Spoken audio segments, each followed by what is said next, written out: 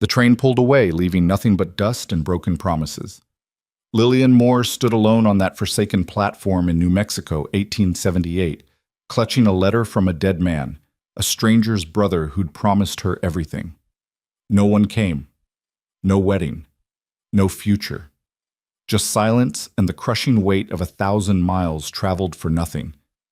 Then a barefoot child appeared, asking if she was the angel Mama had sent. What happened next would set a ranch on fire, bring a broken cowboy back to life, and prove that sometimes the wrong destination leads you exactly where you belong. Stay until the end. Hit that like button and comment your city so I can see how far this story travels. The spring wind carried dust across the high desert like whispered secrets, coating everything in a fine layer of forgotten things. Lillian Moore felt it settle on her traveling dress, a deep blue wool that had seemed so practical back in Boston, but now felt suffocating under the relentless New Mexico sun. She stood on the wooden platform, her leather trunk beside her, one gloved hand shading her eyes as she scanned the empty landscape for any sign of movement. The train's whistle echoed one final time as it disappeared around the bend, leaving her in a silence so complete it pressed against her ears. She had imagined this moment 100 times during the 2-week journey west.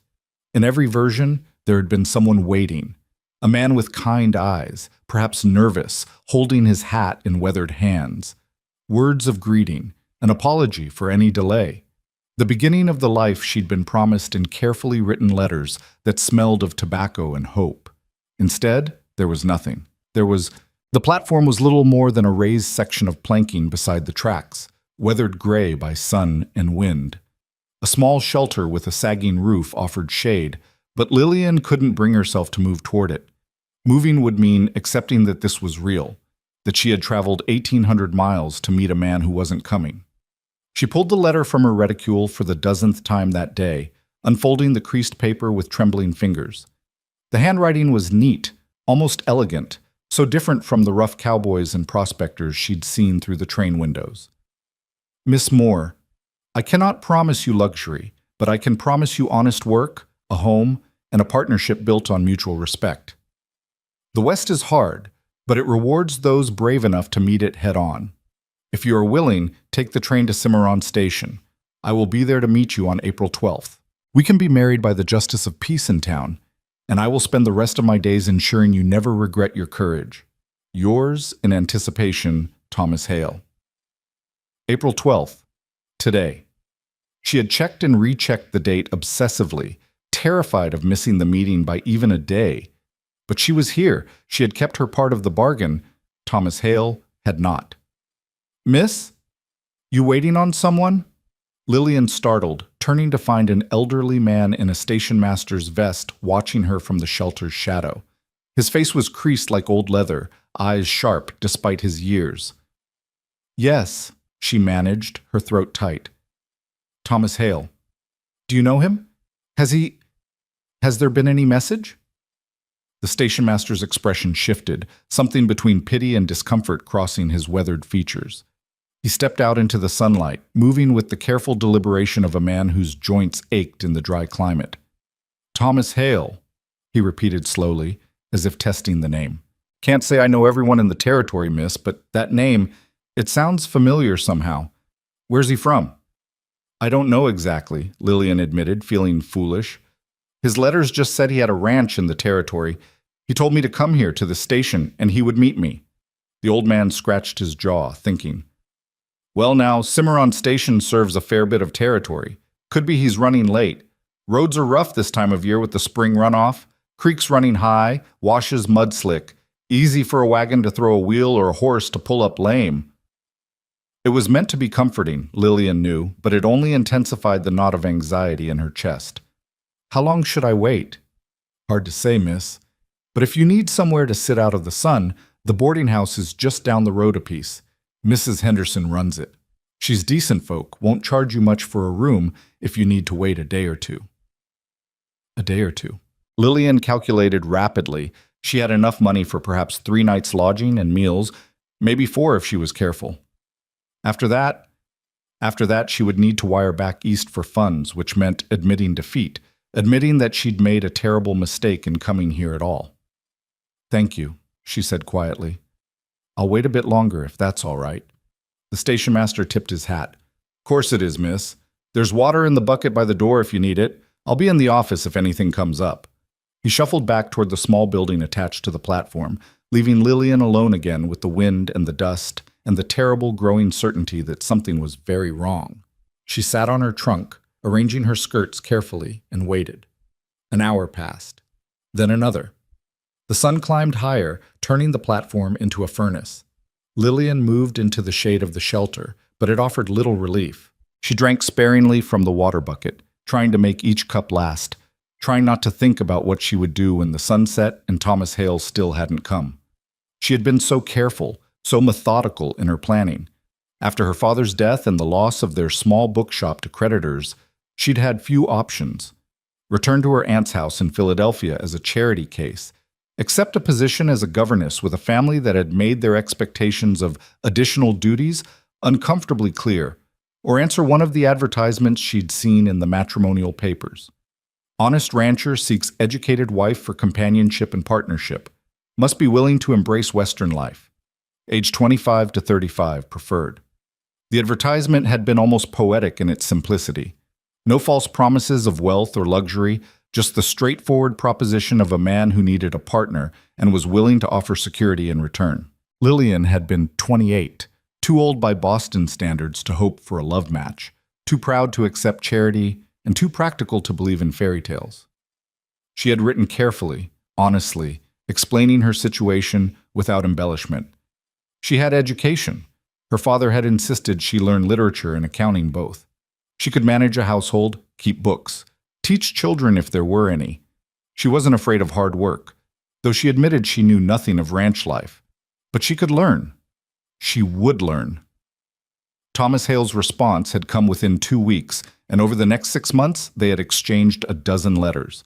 He wrote about the land, harsh but beautiful, demanding but rewarding. He wrote about his plans to expand the ranch, his hope for a family, his belief that the West was a place where people could reinvent themselves, shed the rigid expectations of Eastern society, and become something new. Lillian had let herself hope. More than hope. She had let herself believe in the possibility of a fresh start. A partnership built on mutual respect rather than romantic delusion. It had seemed like such a reasonable dream. Now, sitting on a deserted platform with the sun beating down and no sign of the man who had promised her a future, that dream felt like the worst kind of foolishness. "Please," she whispered to the empty air. "Please let there be a reason. Please let him come." But the desert offered no answers, just the endless wind and the distant cry of a hawk circling overhead. It was nearing late afternoon when Lillian heard the sound of footsteps. Small, quick, not the heavy tread of a man's boots, but something lighter. She looked up from her increasingly desperate study of Thomas Hale's letter to see a child approaching across the dusty road that led from the station toward the scattered buildings of what passed for a town. The girl couldn't have been more than 4 years old, small and slight, with tangled dark hair that caught the sunlight in shades of chocolate and copper. She was barefoot, her simple cotton dress faded and patched but clean. What struck Lillian most were her eyes, large and dark, and impossibly serious for such a young face. The child stopped at the edge of the platform, tilting her head as she studied Lillian with unsettling intensity. "Are you the angel?" the girl asked, her voice high and clear. Lillian blinked, caught off guard by the question. "I'm sorry?" "The angel," the girl repeated patiently, as if Lillian were the child and she the adult. "Mama said when things felt too empty, an angel would come. She promised."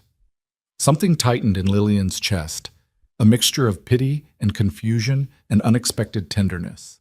She set down the letter and leaned forward, trying to make herself less imposing to the small figure watching her. "What's your name, sweetheart?" "Maggie." "Maggie Hale." The world seemed to tilt sideways. Lillian gripped the edge of the bench she sat on, her mind racing. Hale. The child's name was Hale. "Maggie," she said carefully, "do you know a Thomas Hale?" The girl's face brightened with recognition. "That's Uncle Thomas, but he's not here anymore. He went away with the soldiers and didn't come back. Papa says he's in heaven with Mama now." The words hit like physical blows. Went away with the soldiers. Didn't come back. Heaven. When? Lillian heard herself ask, her voice sounding strange and distant. When did he go away? Maggie scrunched up her face, thinking. Before the snow came. I remember because Papa said Uncle Thomas was going to help protect people, and I asked if he would come back for Christmas, and Papa said yes, but then he didn't. Her expression grew sad. Papa cried.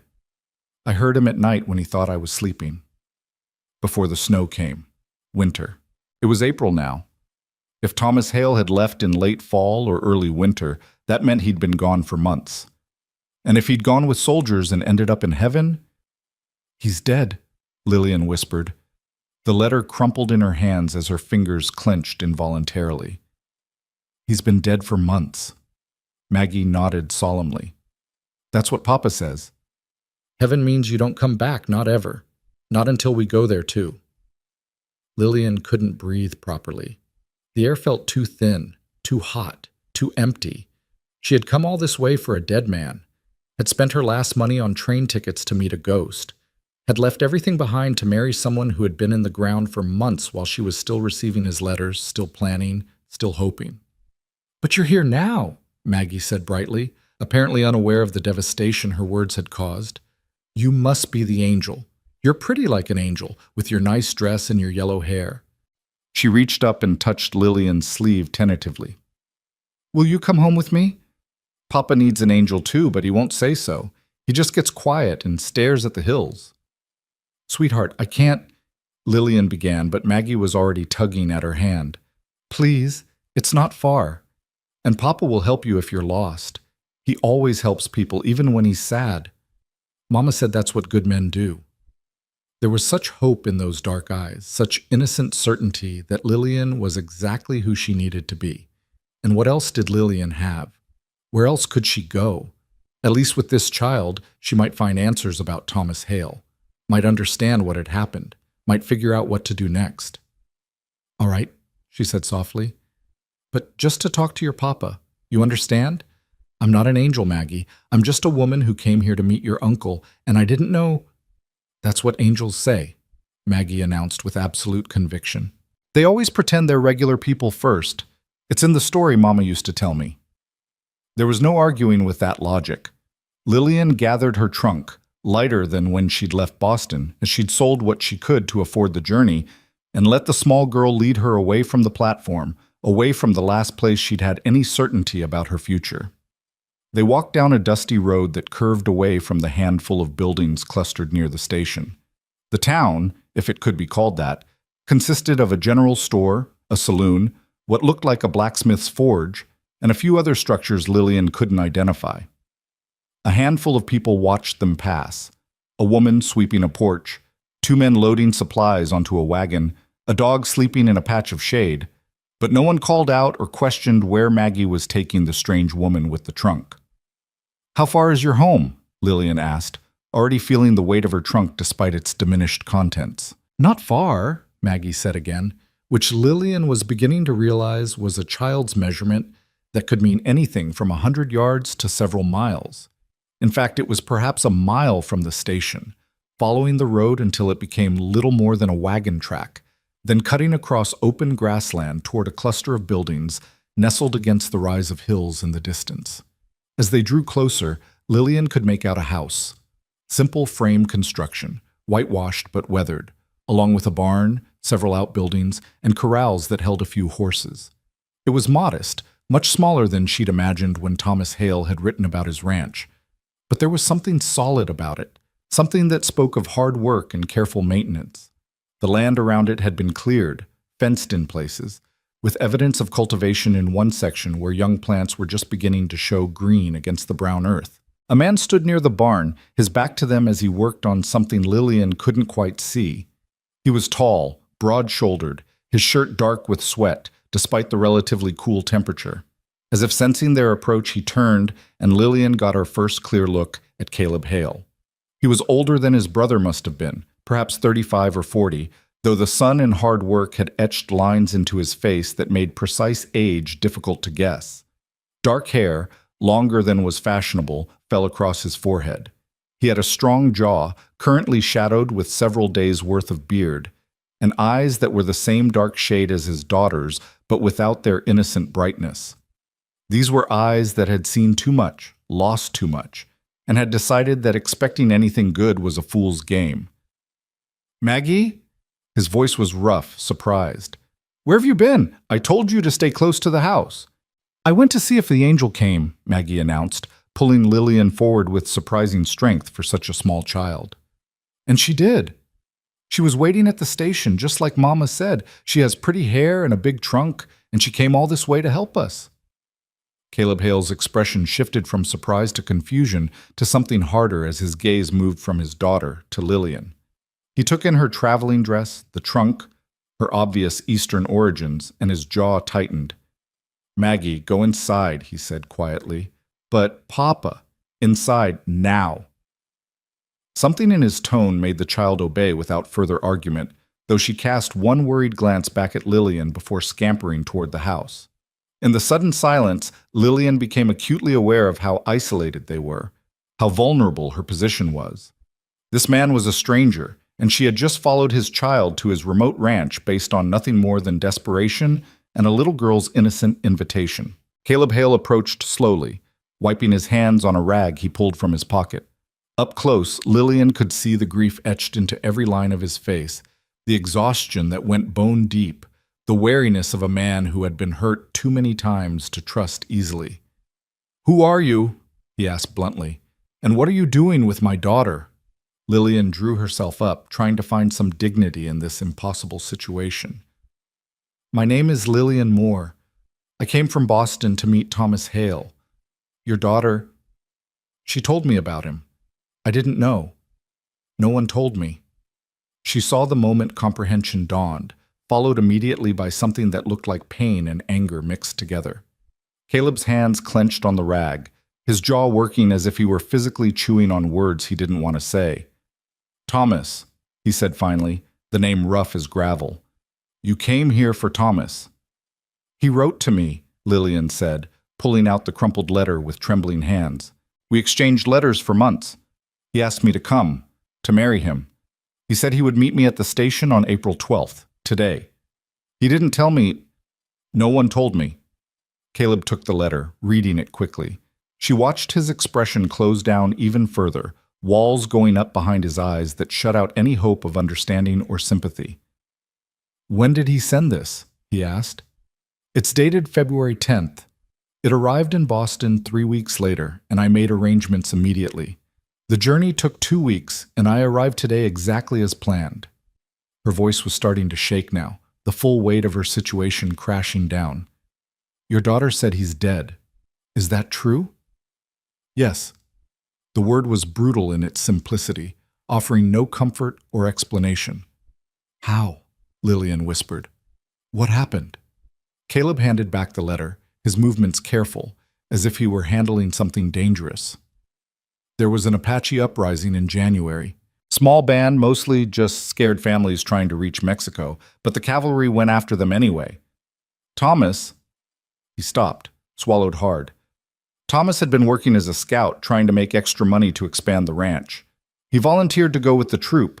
They got caught in an ambush in a canyon north of here. Only 3 men made it out.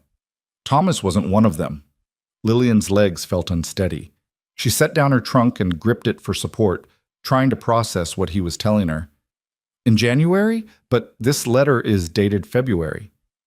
"My brother wrote to a lot of people in the months before he died," Caleb said quietly. "He was optimistic like that, always making plans, always thinking about the future. I found a stack of letters in his room after we got word, all stamped and ready to post. I didn't know what they said. I figured they were just correspondence with his friends back east, maybe some business arrangements. I mailed them because I thought that's what he would have wanted." The implications of that statement were staggering. Thomas Hale had been dead for 3 months, but his letters had continued to arrive, had continued to build a future that no longer existed. Someone, this man standing before her, had unknowingly sent those letters, setting in motion a chain of events that had brought Lillian across the country to meet a ghost. "You didn't read them," she said. It wasn't quite a question, but Caleb answered anyway. No, I was. He looked away toward the hills that shadowed his ranch. I wasn't in a state to be reading my dead brother's mail. I should have. I should have known there might be something important, someone who needed to know. I'm sorry you came all this way. That's a hell of a thing to learn after such a journey. Sorry, Lillian repeated numbly. She almost wanted to laugh at the inadequacy of the word. Sorry. As if sorry could erase the past 6 months of planning, of hoping, of believing she was building towards something real. As if sorry could replace the money she'd spent on train tickets, the possessions she'd sold, the life she'd abandoned. You should stay the night, Caleb said gruffly. It's too late to make it back to town before dark, and the boarding house might not have space anyway. Mrs. Henderson's rooms fill up fast this time of year with the spring drovers coming through. I've got a spare room. It was Thomas's. You're welcome to it. Tomorrow, I'll drive you back to town, help you sort out arrangements for heading back east. It was a reasonable offer, practically generous under the circumstances. But something in Lillian rebelled at the easy dismissal, the assumption that, of course, she would just turn around and go back to Boston as if none of this had happened. Go back to what? The question echoed in her mind. She had nothing left in Boston. Her father was dead, their shop sold, her few friends scattered to their own marriages and families. Her aunt had made it clear that Lillian's continued presence would be tolerated but not welcomed. The governess position had been filled when she'd turned it down to come west. She had burned her bridges with the absolute certainty of someone who believed they were stepping into a better future. Now she stood in the ashes with nowhere to go. Miss Moore? Caleb was watching her with concern now, as if worried she might faint or become hysterical. Yes, she heard herself say. Yes, thank you. I would appreciate a place to stay tonight. He nodded, picking up her trunk as if it weighed nothing. Come on then. Maggie will be bouncing off the walls wanting to talk to you, but I'll try to keep her from pestering you too much. She doesn't understand about strangers and proper behavior sometimes. Lost her mother 2 years ago, and it's just been the two of us since. She doesn't remember how ladies are supposed to act around company. It's all right, Lillian said softly. She seems like a sweet child. Something flickered across Caleb's face, pride maybe, or grief, or both tangled together. She is. Too sweet for this hard life sometimes. She still thinks angels come when you need them and prayers get answered like letters in the mail. I don't have the heart to tell her different. They walked toward the house in silence, Lillian's mind churning with too many thoughts to settle on any single one. The house was larger up close than it had appeared from a distance, though still modest by Eastern standards. 2 stories with a covered porch that wrapped around the front, offering shade and a place to sit on hot evenings. Maggie burst out the front door before they reached the steps, her earlier solemnity replaced by barely contained excitement. Papa, she's really here. The angel is really here. I told you Mama's promise would come true. Maggie, she's not... Caleb began, but Lillian surprised herself by interrupting. My name is Lillian, she said gently, crouching down to the child's level. You can call me Miss Lillian if you'd like, and I'm going to stay for a little while just to rest and figure some things out. Is that all right with you? Maggie nodded so vigorously her tangled hair flew around her face. Yes, it's perfect. You can stay in Uncle Thomas's room. It has a window that looks at the hills, and sometimes you can see deer in the morning. And I can show you my rock collection and the kittens in the barn and where Mama's garden used to be before Papa let it go wild because he doesn't know about flowers. That sounds wonderful, Lillian said, and was surprised to find she meant it.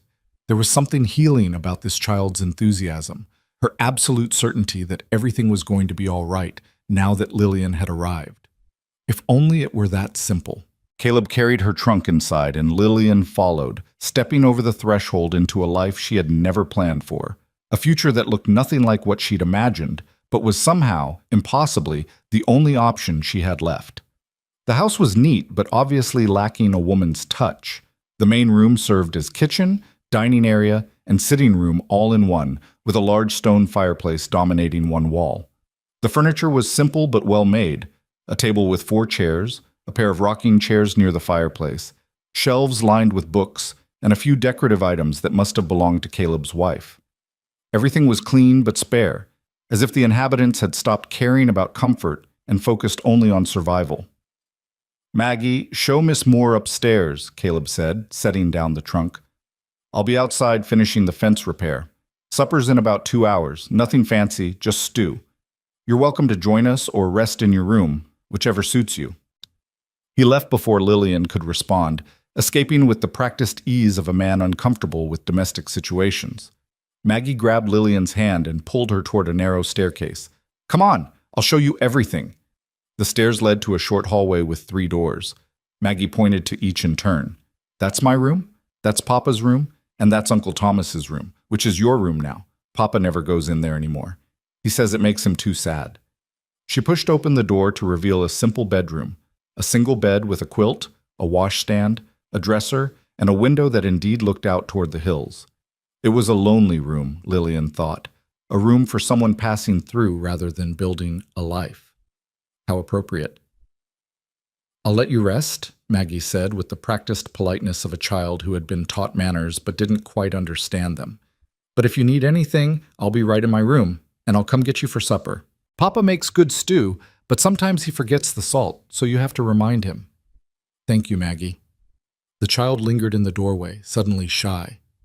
Miss Lillian, are you really going to stay, or are you going to leave like Mama did and Uncle Thomas did? The question cracked something open in Lillian's chest. She crossed the room and knelt down again, taking Maggie's small hands in hers. I don't know what's going to happen, she said honestly, but I promise I won't leave without saying goodbye. That's not much of a promise, I know, but it's the only one I can make right now. All right? Maggie considered this gravely, then nodded. All right. That's better than no promise at all. That's what Papa says. Better something small and true than something big and pretend. She skipped away down the hall, leaving Lillian alone in the dead man's room, surrounded by the scattered pieces of a life that would never be lived. Lillian sank onto the bed and finally let herself cry. The tears didn't last long.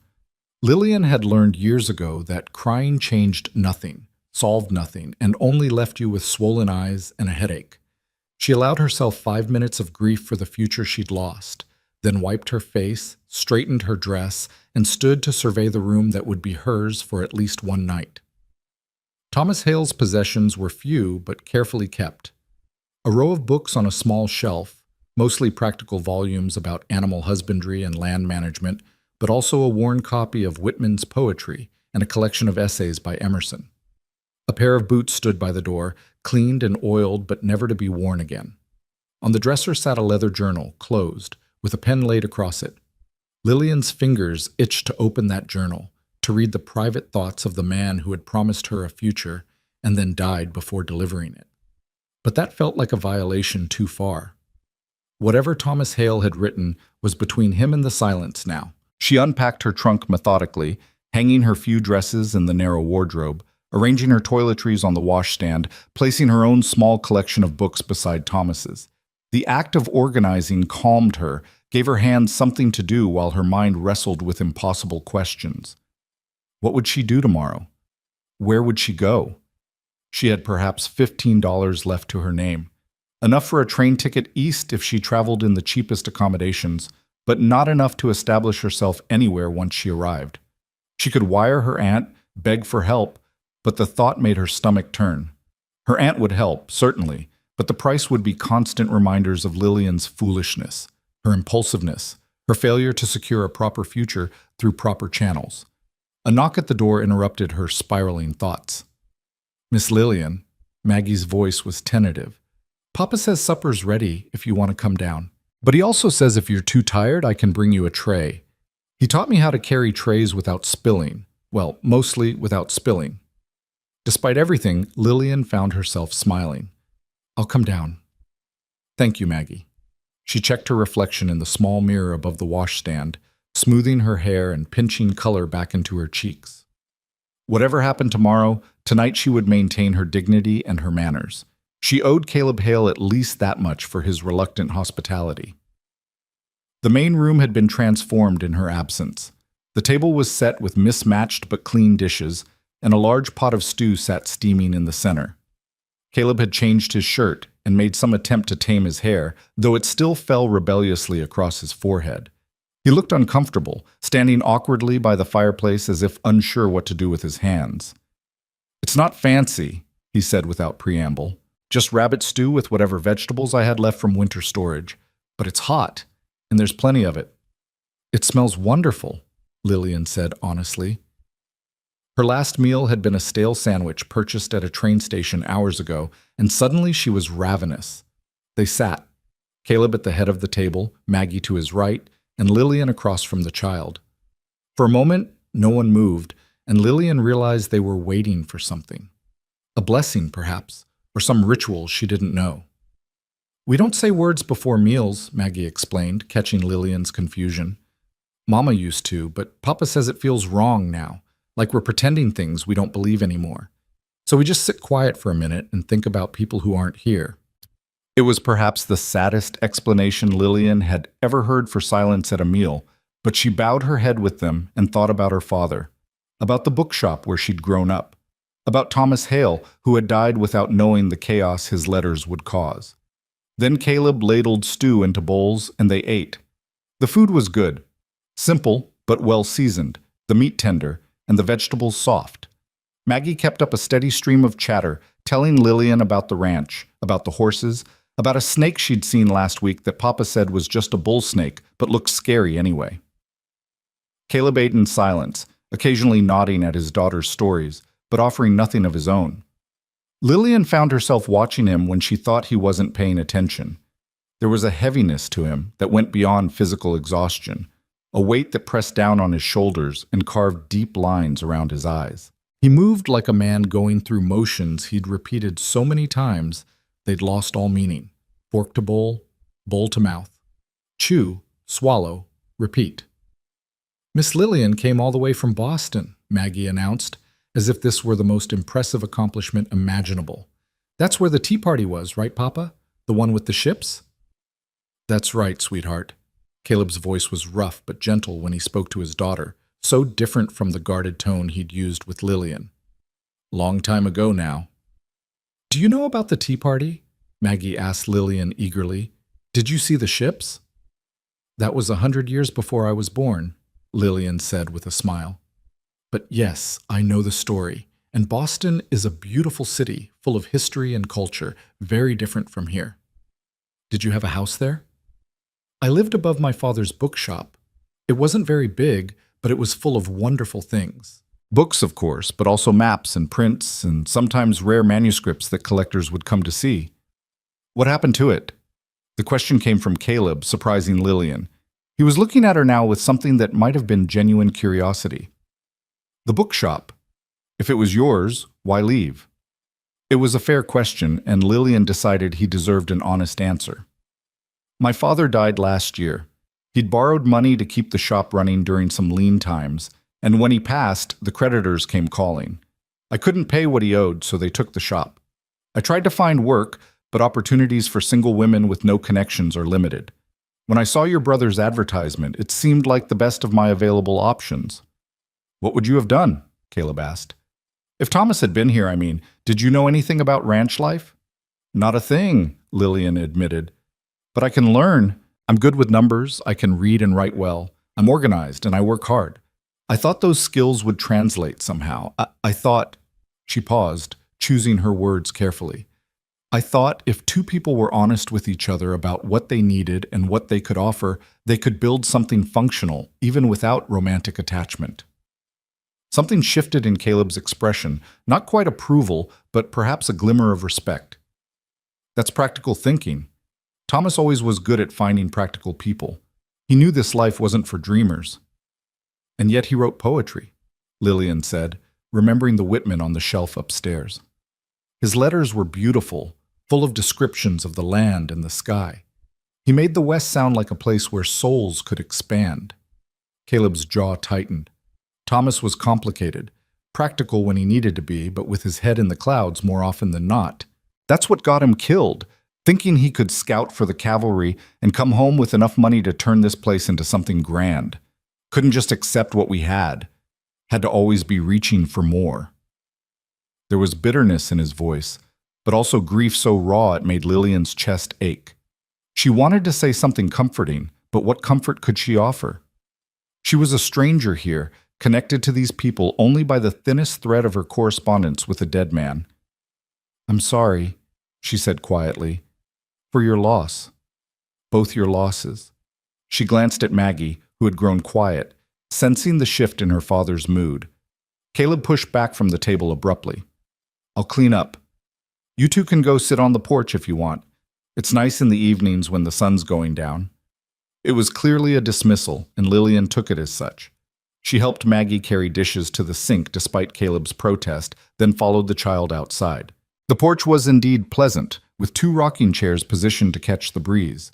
The sun was sinking toward the hills, painting the sky in shades of orange and pink that seemed impossible in their intensity. Lillian had seen sunsets in Boston, of course, but they'd been muted by buildings and smoke. Here, with nothing but open land in every direction, the sky felt vast enough to swallow the world. "Pretty, isn't it?" Maggie climbed into one of the rockers, her legs too short to reach the floor, so she had to push off with her toes to make it move. "Mama used to say the sky was trying to show us what heaven looked like, all those colors and clouds. She said that's where she'd be someday, painting pictures in the sunset for us to see." "That's a lovely thought," Lillian said, settling into the other rocker. "Papa doesn't like when I talk about Mama," Maggie continued matter-of-factly. "It makes him sad. But I think if we don't talk about people, we start to forget them, and that's worse than being sad, don't you think?" The child's wisdom was startling. "Yes," Lillian agreed. "I think you're right. It's important to remember the people we've loved, even when it hurts." They rocked in companionable silence for a while, watching the sun sink lower. Lillian felt some of the tension ease from her shoulders. Tomorrow would bring its own problems, but for this moment, sitting on a porch in the fading light with a lonely child beside her, she could simply exist. "Miss Lillian," Maggie's voice was small now, uncertain. "Do you think Mama really sent you, or do you think I just made that up because I wanted it to be true?" Lillian considered the question carefully. She could tell the child what she wanted to hear, could reinforce the comforting fantasy, or she could be honest. "I think," she said slowly, "that sometimes people need help, and sometimes other people show up at just the right moment. Maybe that's what your mama knew would happen, not that she would send someone, but that when the time was right, someone would come. And here I am, right when you went looking. That seems like more than just coincidence to me." Maggie thought about this, her small face serious in the dimming light. "So maybe you're not an angel, but maybe Mama knew you'd come anyway? Maybe something like that." "That's almost as good," Maggie decided. "Papa says we have to deal with what is, not what we wish for. But I think sometimes what is turns out to be what we wished for, just in a different shape than we expected." Lillian felt tears prick her eyes again, but these were different from the ones she'd shed upstairs.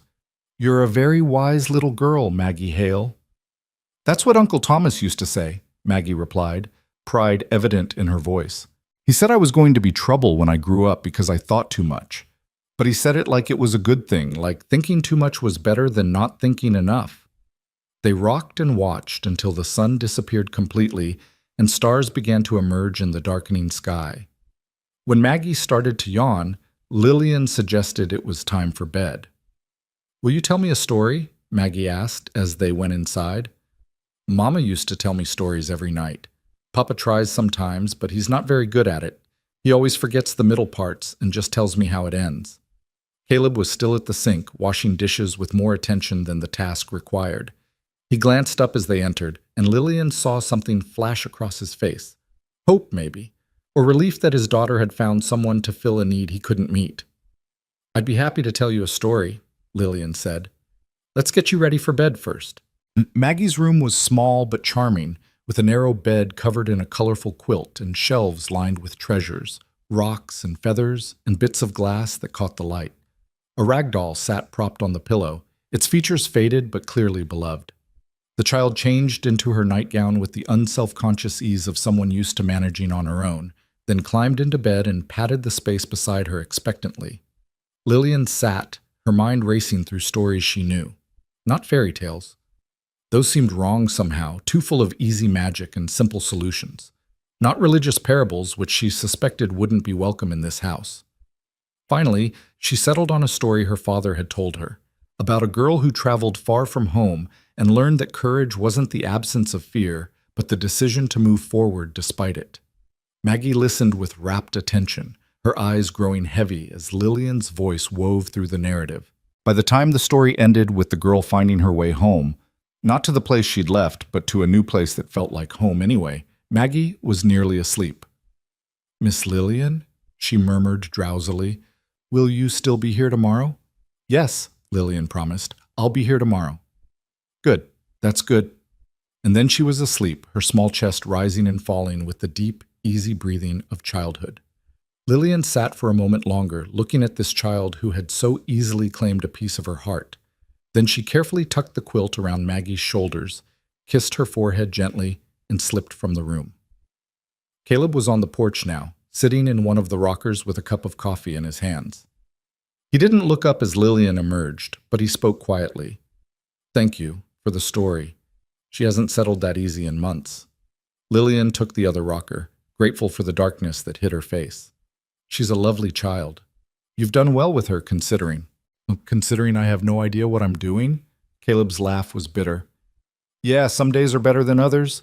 Some days I think she'd be better off with relatives back east, with women who know how to raise girls properly. But I can't. I can't let her go. She's all I have left." "She needs you," Lillian said firmly. "And you need her. Anyone can see that. The rest, the proper manners and the hairbrushing and all of that, those things can be learned. Love can't be taught, and that child knows she's loved." Caleb was quiet for so long Lillian thought perhaps she'd overstepped. Then he said, "My wife died in childbirth, our second child. Neither of them survived. Margaret, that was my wife, Maggie's, named for her. She was so excited about giving Maggie a sibling, said the ranch felt too quiet with just one little voice. And then she was gone, and the baby was gone, and there was just Maggie and me and this enormous silence that felt like it would swallow us both." "I'm so sorry," Lillian whispered. "Thomas helped. He moved in after Margaret died, said he wasn't leaving me alone to raise a 2-year-old while trying to keep the ranch running. He was always better with words than me, better at making Maggie smile, better at filling up the quiet spaces. And then he left with that cavalry unit, and I couldn't stop him because we needed the money and he wanted to help, and I thought..." His voice cracked. "I thought he'd come back. He was supposed to come back." The grief in his voice was overwhelming, and Lillian found herself reaching across the space between the rockers to touch his arm. He flinched at first, then stilled, as if the simple human contact was both painful and necessary. "I found his letters after," Caleb continued. "Must have been 20 of them, all sealed and addressed. Most were to friends, a few business contacts, and one to you. I saw the name, Miss Lillian Moore, Boston, Massachusetts, and I thought maybe you were a cousin or an old family friend. I never thought he'd go looking for a wife without telling me." "Why would he keep it secret?" Lillian asked. Caleb was quiet again, thinking. Pride, maybe. Or fear that I'd try to talk him out of it. Thomas knew I was barely holding things together. Maybe he thought if he could bring home a wife, someone to help with the house and Maggie, it would ease the burden. He was always trying to fix things, to make everything better, couldn't stand to see people struggling. "He sounds like he was a good man." "He was. Too good for his own welfare sometimes. The world isn't kind to good men." They sat in silence, rocking slowly, the night sounds of the ranch surrounding them, horses shifting in the corrals, an owl calling from somewhere in the darkness, the whisper of wind through grass. "What will you do?" Caleb asked eventually. "Tomorrow, I mean. I'll take you into town, help you arrange passage back east. If you're short on funds, I can loan you enough for the ticket. You can pay me back when you're settled." It was a generous offer, more than generous, considering he owed her nothing. But the thought of accepting it, of being indebted to yet another person, of crawling back to Boston with her tail between her legs, made something in Lillian rebel. "I don't know," she said honestly. "I keep trying to imagine going back, and I can't picture it. There's nothing there for me anymore. But there's nothing here either, or there wasn't supposed to be. I don't know what I'm meant to do with a future I never planned for." "That's the West for you," Caleb said with dark humor. "Full of people who came here because everywhere else stopped making sense. We're all running from something or toward something, and half the time we can't tell which. What were you running from? Or were you born here? Running to, Caleb corrected. Margaret and I came from Missouri 10 years ago. Her father didn't approve of me. I was just a ranch hand with no prospects, and she was supposed to marry the banker's son. So we took what money we had and came out here where nobody cared who we'd been before. Built this place from nothing, one fence post and one head of cattle at a time. It was hard, but it was ours, you know. We were building something that mattered. And Thomas? He followed us a few years later, couldn't make a go of it back home, and figured if we could do it, so could he. He was younger, still had that optimism that makes you think everything will work out if you just try hard enough. Caleb's voice softened. He never lost that, not even when things got hard. Even dying, he probably thought it would be all right somehow. Lillian heard the love beneath the words, the complicated tangle of grief and anger and guilt that came with surviving when someone you loved didn't. She understood it, had felt the same thing after her father's death, the irrational fury at him for leaving her alone mixed with devastating sorrow that he was gone. You should keep the room, Caleb said abruptly. Thomas's room. Not forever, but longer than one night. Until you figure out what you want to do. There's work here if you're willing. Real work, not charity. Maggie needs someone, and I'm not equipped to give her what she needs. If you stayed on for a while, just temporarily, I could pay you something. Not much, but room and board and a little besides. Then when you're ready to leave, you'd have enough saved to go wherever you wanted, do whatever you decided. No obligations, no expectations, just help, if you're willing. Lillian's heart raced. It wasn't what she'd come for. It wasn't marriage, or security, or a permanent home. But it was something, a bridge between the future she'd lost and whatever came next. And more than that, it was purpose. For the first time since stepping off that train, she felt like there might be a reason she'd come all this way. I'd need to think about it, she said carefully. It's not what either of us planned, and I wouldn't want to make promises I can't keep. Maggie's already lost too many people. Fair enough. Think on it tonight. We can talk more in the morning. They rocked in silence a while longer, then Caleb stood, stretching his back with a wince. I should check the horses before bed. You can stay out here as long as you like. The night air's good for thinking. He disappeared into the darkness, leaving Lillian alone with the stars and the impossible decision ahead of her. She stayed on the porch for another hour, watching the stars wheel overhead and listening to the ranch settle into sleep. In Boston, night had meant lamplight and city sounds and the constant presence of other people. Here, the darkness was absolute and the silence was profound, broken only by natural sounds that spoke of a world much older and larger than human concerns. It should have felt frightening, this vast emptiness. Instead, Lillian found it strangely comforting. Here, in this place where no one knew her past or had expectations about her future, she could be whoever she chose to be. Not someone's daughter or someone's almost bride, not a burden or a charity case, but simply herself, competent, capable, choosing her own path. When she finally went inside, the house was dark except for a lamp left burning low on the kitchen table. Lillian carried it upstairs carefully, mindful of the sleeping child and the man who had offered her more than he needed to. In Thomas Hale's room, in her room now, at least for tonight and possibly longer, she changed into her nightgown and sat on the bed with the leather journal she'd noticed earlier. She still felt it would be wrong to read it, but she opened it to the first page just to see his handwriting, to connect in some small way with the man who had brought her here. The first entry was dated 3 years earlier, just a few lines about arriving at the ranch and beginning work on expanding the barn. Ordinary observations, nothing profound. Lillian flipped to the last entry, dated a week before Thomas left with the cavalry unit. Tomorrow I leave to scout for Captain Henderson's troop. Caleb thinks I'm crazy, and maybe I am. But the ranch needs capital, and this is honest work that pays well. Besides, it's only for a few weeks. I'll be back before the spring planting, with enough money to finally buy that breeding bull we need. Margaret would have known how to talk sense into me, but Caleb's too deep in his own grief to see past it.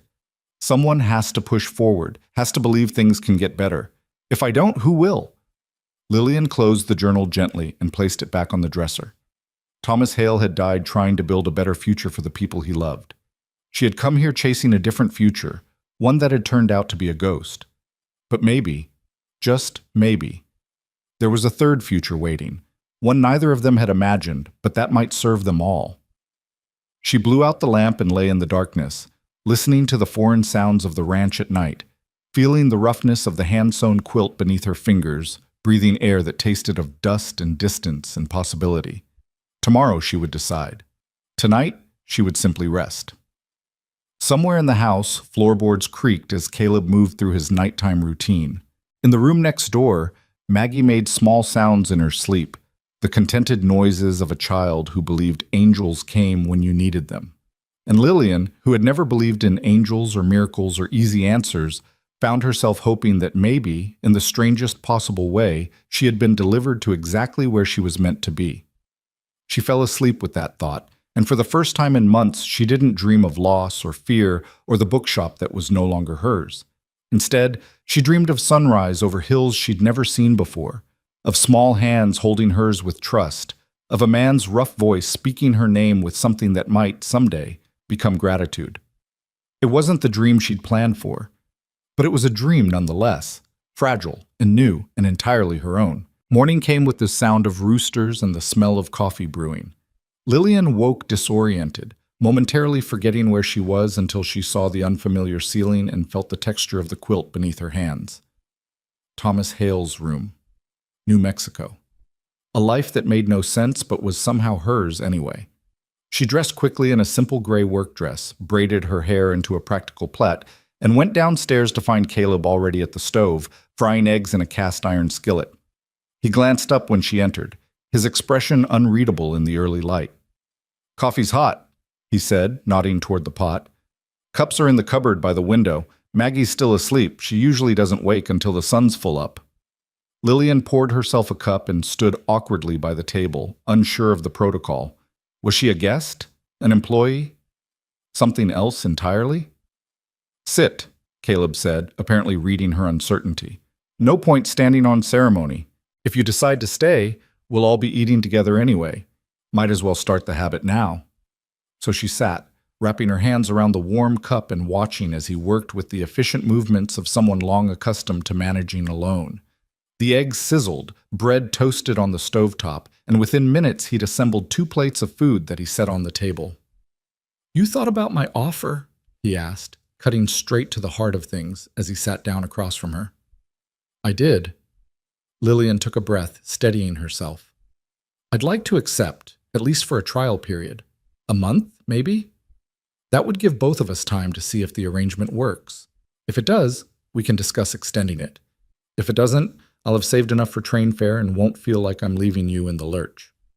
Something that might have been relief crossed Caleb's face. "A month's fare. I'll pay you $5 a week plus room and board. That's more than most household help gets, but you'll be doing more than housework. Maggie needs teaching, reading, writing, numbers. She's bright, but she needs structure. And the ranch books are a mess since Margaret died. If you're as good with figures as you say, that alone would be worth keeping you on." "That's generous," Lillian said, surprised. "More than generous." "It's practical," Caleb corrected. "I need help, you need work.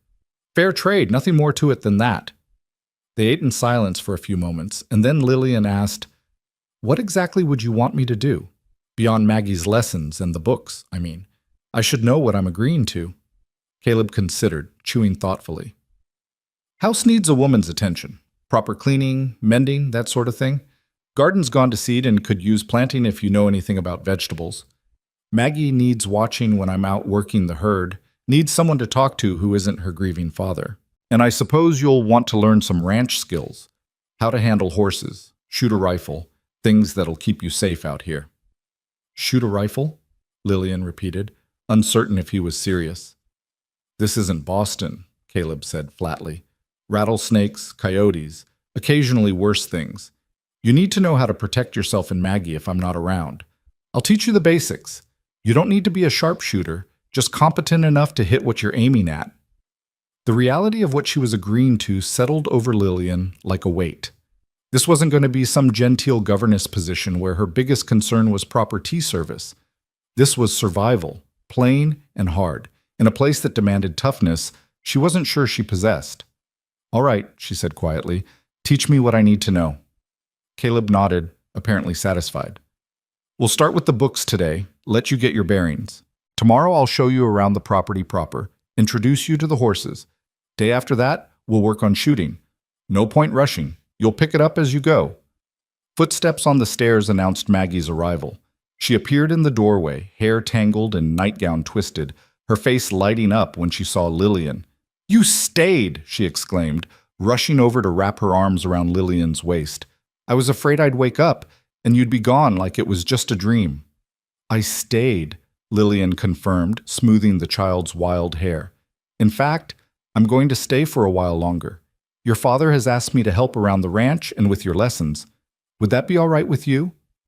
Maggie's response was to squeeze tighter, her small body trembling with what might have been relief or joy, or both. Over her head, Lillian caught Caleb watching them with an expression that made her chest ache. Longing mixed with pain, as if he wanted desperately to be the one his daughter ran to, but couldn't quite bridge the gap his grief had created. "Let Miss Lillian breathe, sweetheart," he said gently.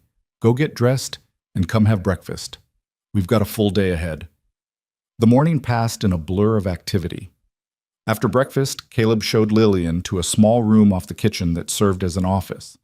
The desk was buried under papers, receipts, ledgers, letters, bills, all jumbled together in a chaos that made Lillian's organized mind recoil. "Margaret handled all this," Caleb explained, looking embarrassed. "She had a system, knew where everything was. After she died, I kept throwing papers here and hoping they'd sort themselves. I know what I owe and roughly what's owed to me, but beyond that..." He trailed off helplessly. "I'll sort it out," Lillian promised, already mentally categorizing the mess. "It might take a few days, but I'll get everything organized and show you where you stand financially. There's money in the bank in town," Caleb added. "Not much, but enough to keep us going through next winter if we're careful.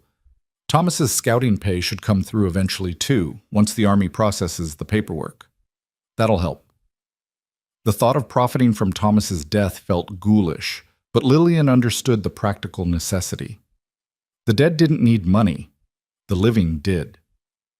She spent the rest of the morning working through the papers while Maggie played quietly nearby, sorting buttons into piles by color and size.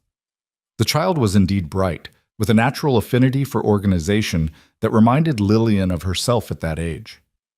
"Can you read, Maggie?" Lillian asked during a break. "A little.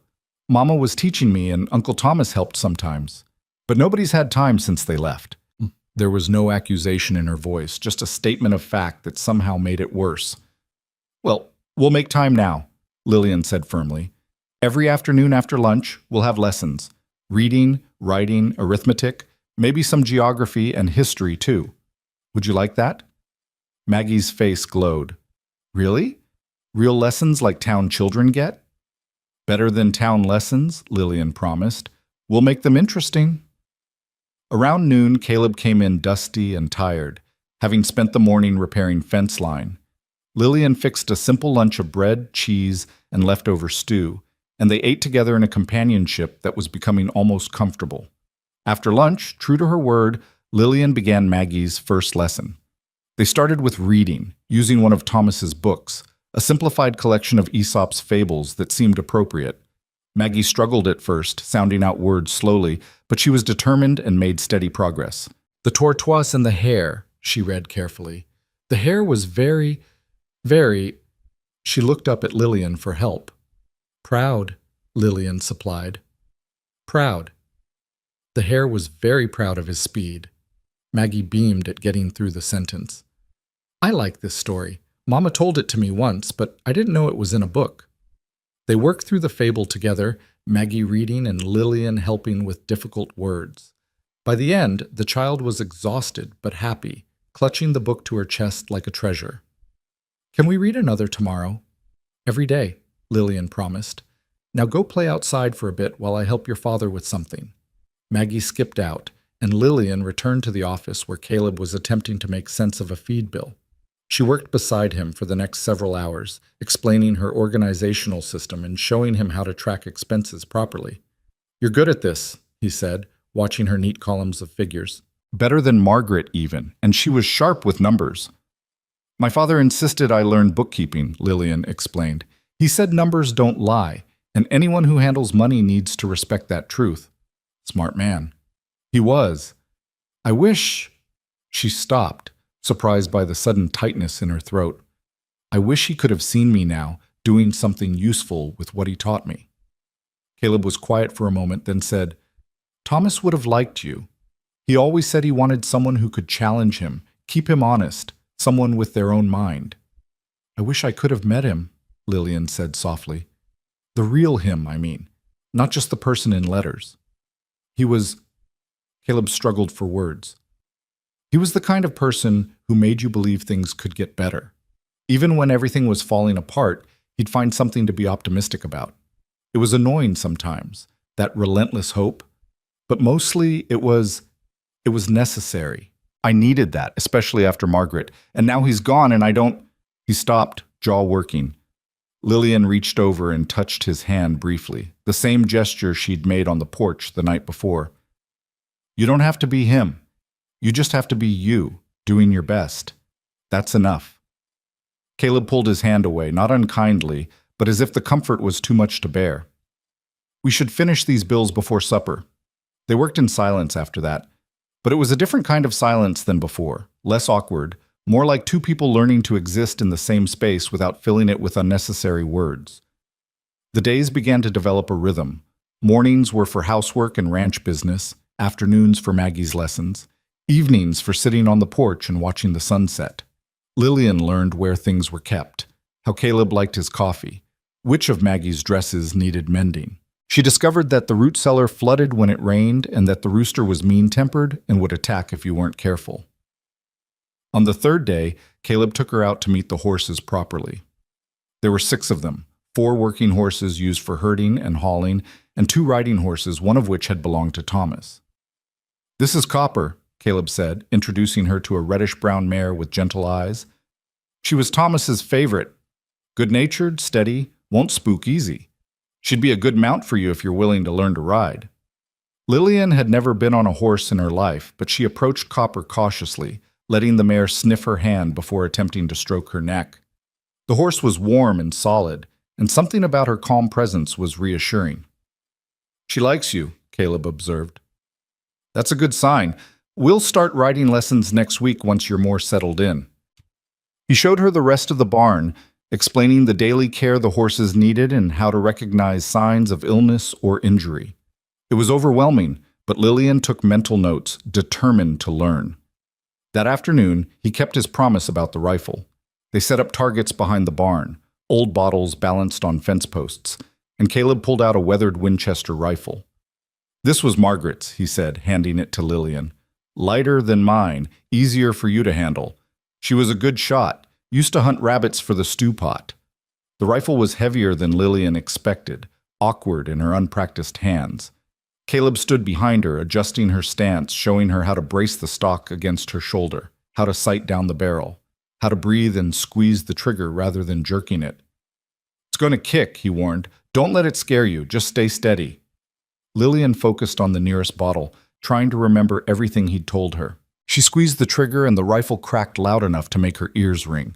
The bullet went wide, hitting the fence post several feet from the target. Not bad for a first try, Caleb said. Try again. Remember to breathe. She tried 5 more times, missing every shot but getting progressively closer. Her shoulder ached from the recoil, and her ears were still ringing, but there was something satisfying about the challenge, about learning a skill so foreign to everything she'd known in Boston. We'll practice every few days, Caleb said, taking back the rifle. You're not hopeless. That's something. Most people flinch on the first shot and won't try again.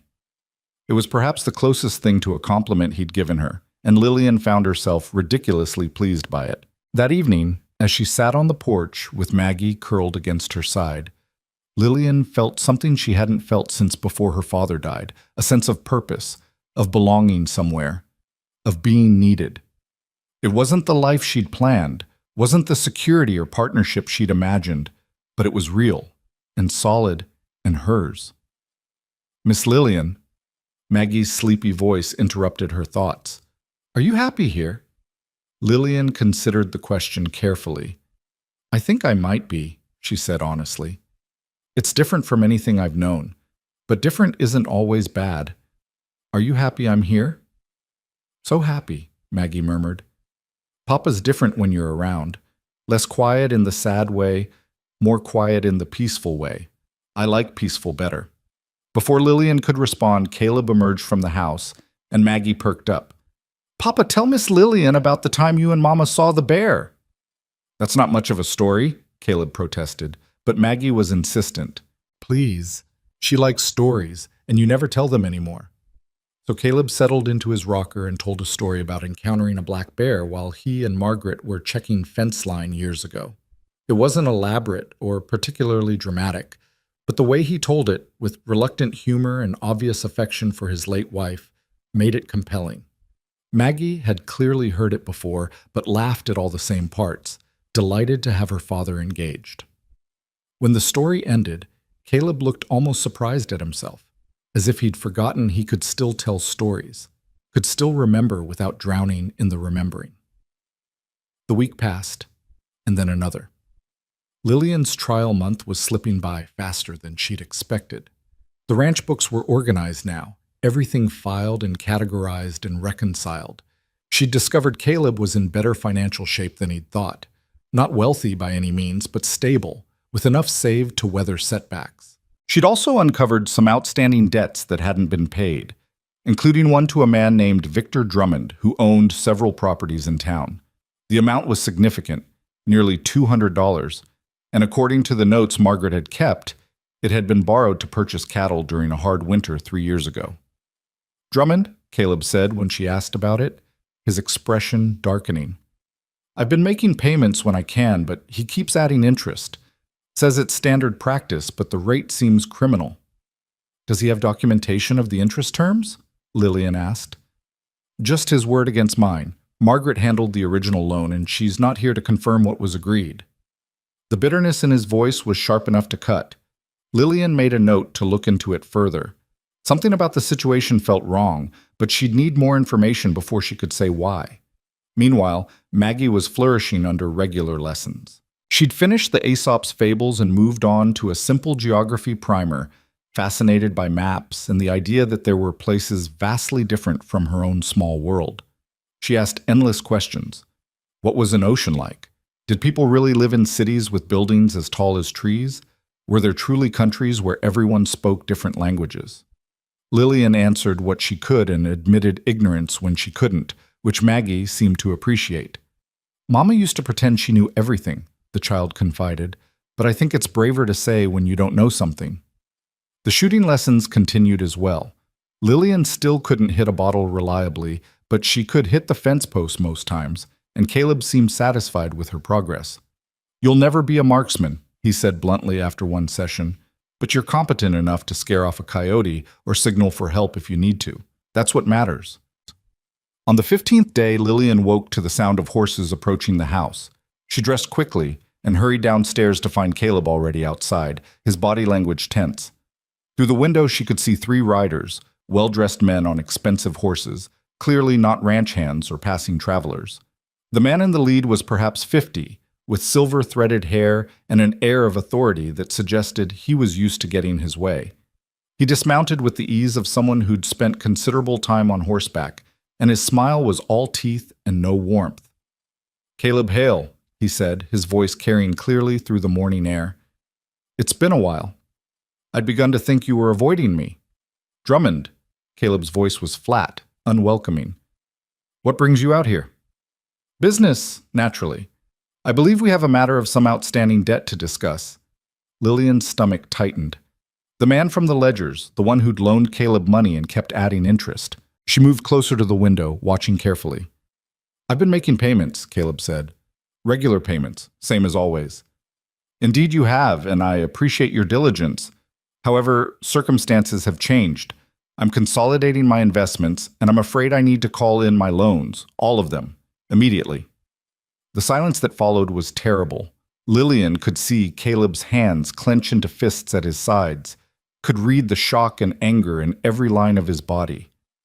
"That wasn't the agreement," he said finally, his voice dangerously quiet. "The agreement was that I could call in the loan at any time with 30 days' notice. I'm giving you that notice now, $200 plus accumulated interest. Let's call it $240 total. Due in full by, Drummond made a show of calculating, May 20th. That gives you more than 30 days, actually. I'm being generous. That's impossible. You know I don't have that kind of cash on hand. Then I suggest you find it. Sell some cattle, perhaps, or mortgage the property. I'm sure someone in town would be willing to help you out. Drummond's smile widened. Or, of course, if you can't pay, I'd be willing to accept the property itself as settlement. Take the whole debt burden off your shoulders. Understanding crashed over Lillian like cold water. This wasn't about debt collection. This was about land acquisition.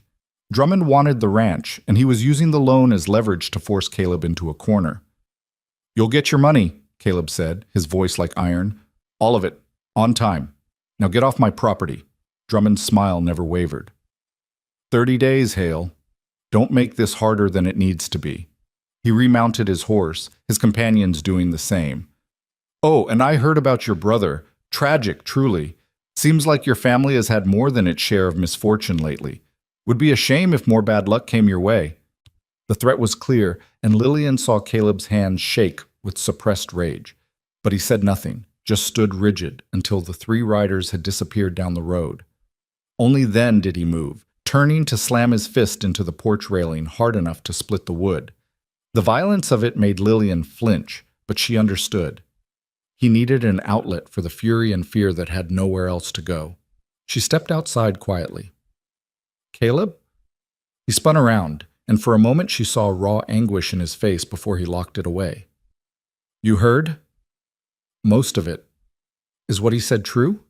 About calling in the loan? Probably. Margaret would have read the contract carefully, but knowing Drummond, he made sure there was an escape clause that favored him. Caleb rubbed his face with both hands. $240. I've got maybe 60 in the bank, and I can't sell cattle now. They're not ready for market and won't be for months. Even if I could, I wouldn't get fair price selling in desperation.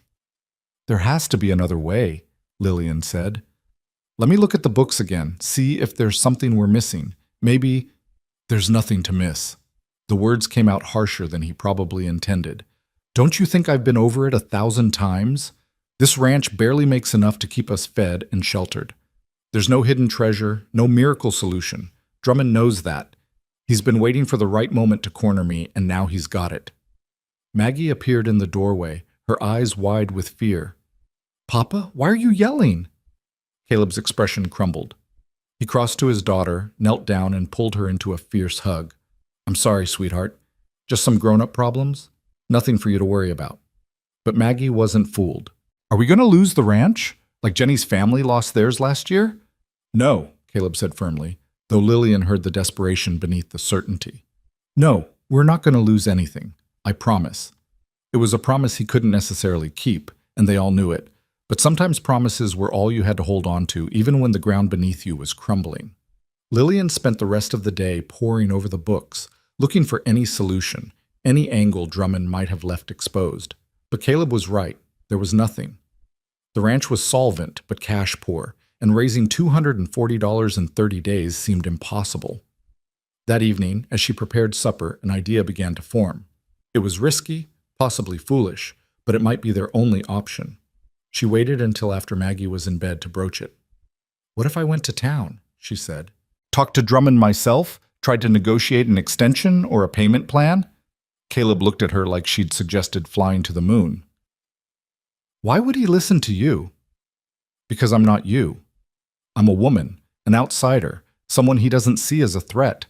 Sometimes people reveal things to someone they underestimate that they'd never tell someone they consider an adversary.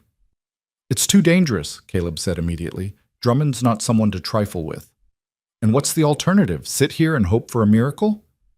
They stared at each other across the kitchen table, both stubborn, both desperate in different ways.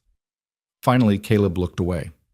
Even if you went, even if you got him to talk, what good would it do? Information is power, Lillian said firmly. Right now he has all the cards because we don't know what he's really after or what he's willing to accept. If I can learn more about his situation, his plans, maybe we can find leverage. It's worth trying.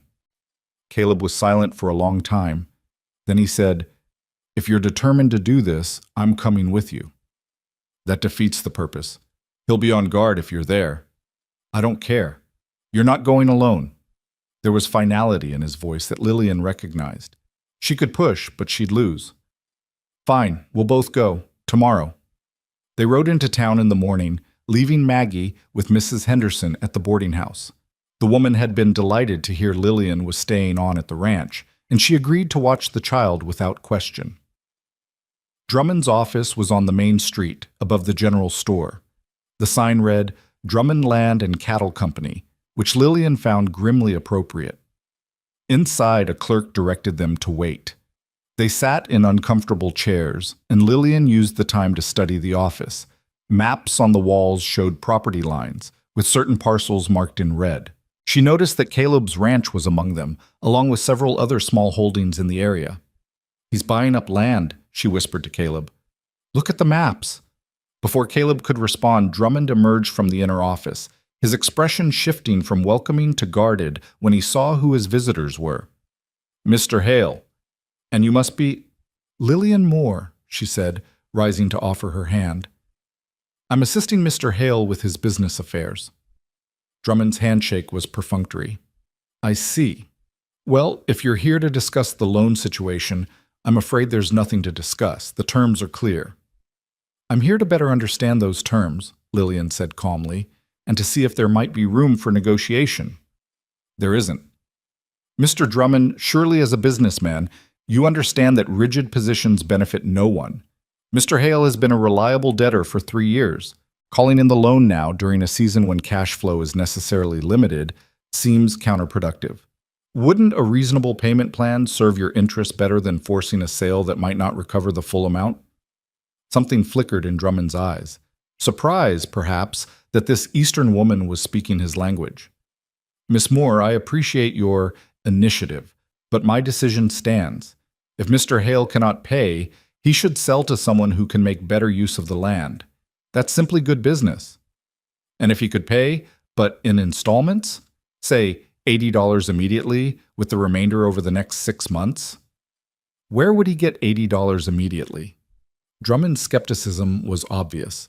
Lillian didn't have an answer to that, not really, but she held his gaze steadily.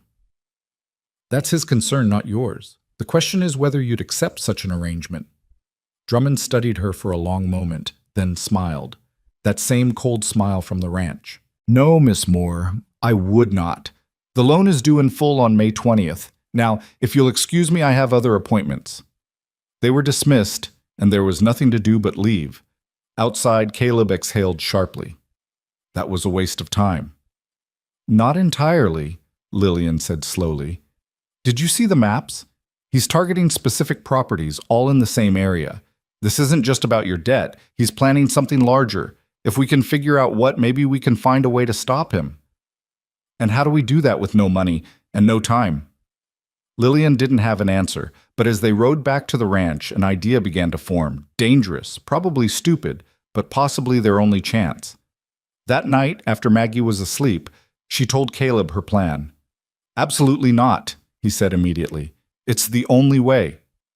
It's insane. It might work. They argued in fierce whispers until finally, exhausted, Caleb agreed. Not because he thought it was a good idea, but because neither of them could think of anything better.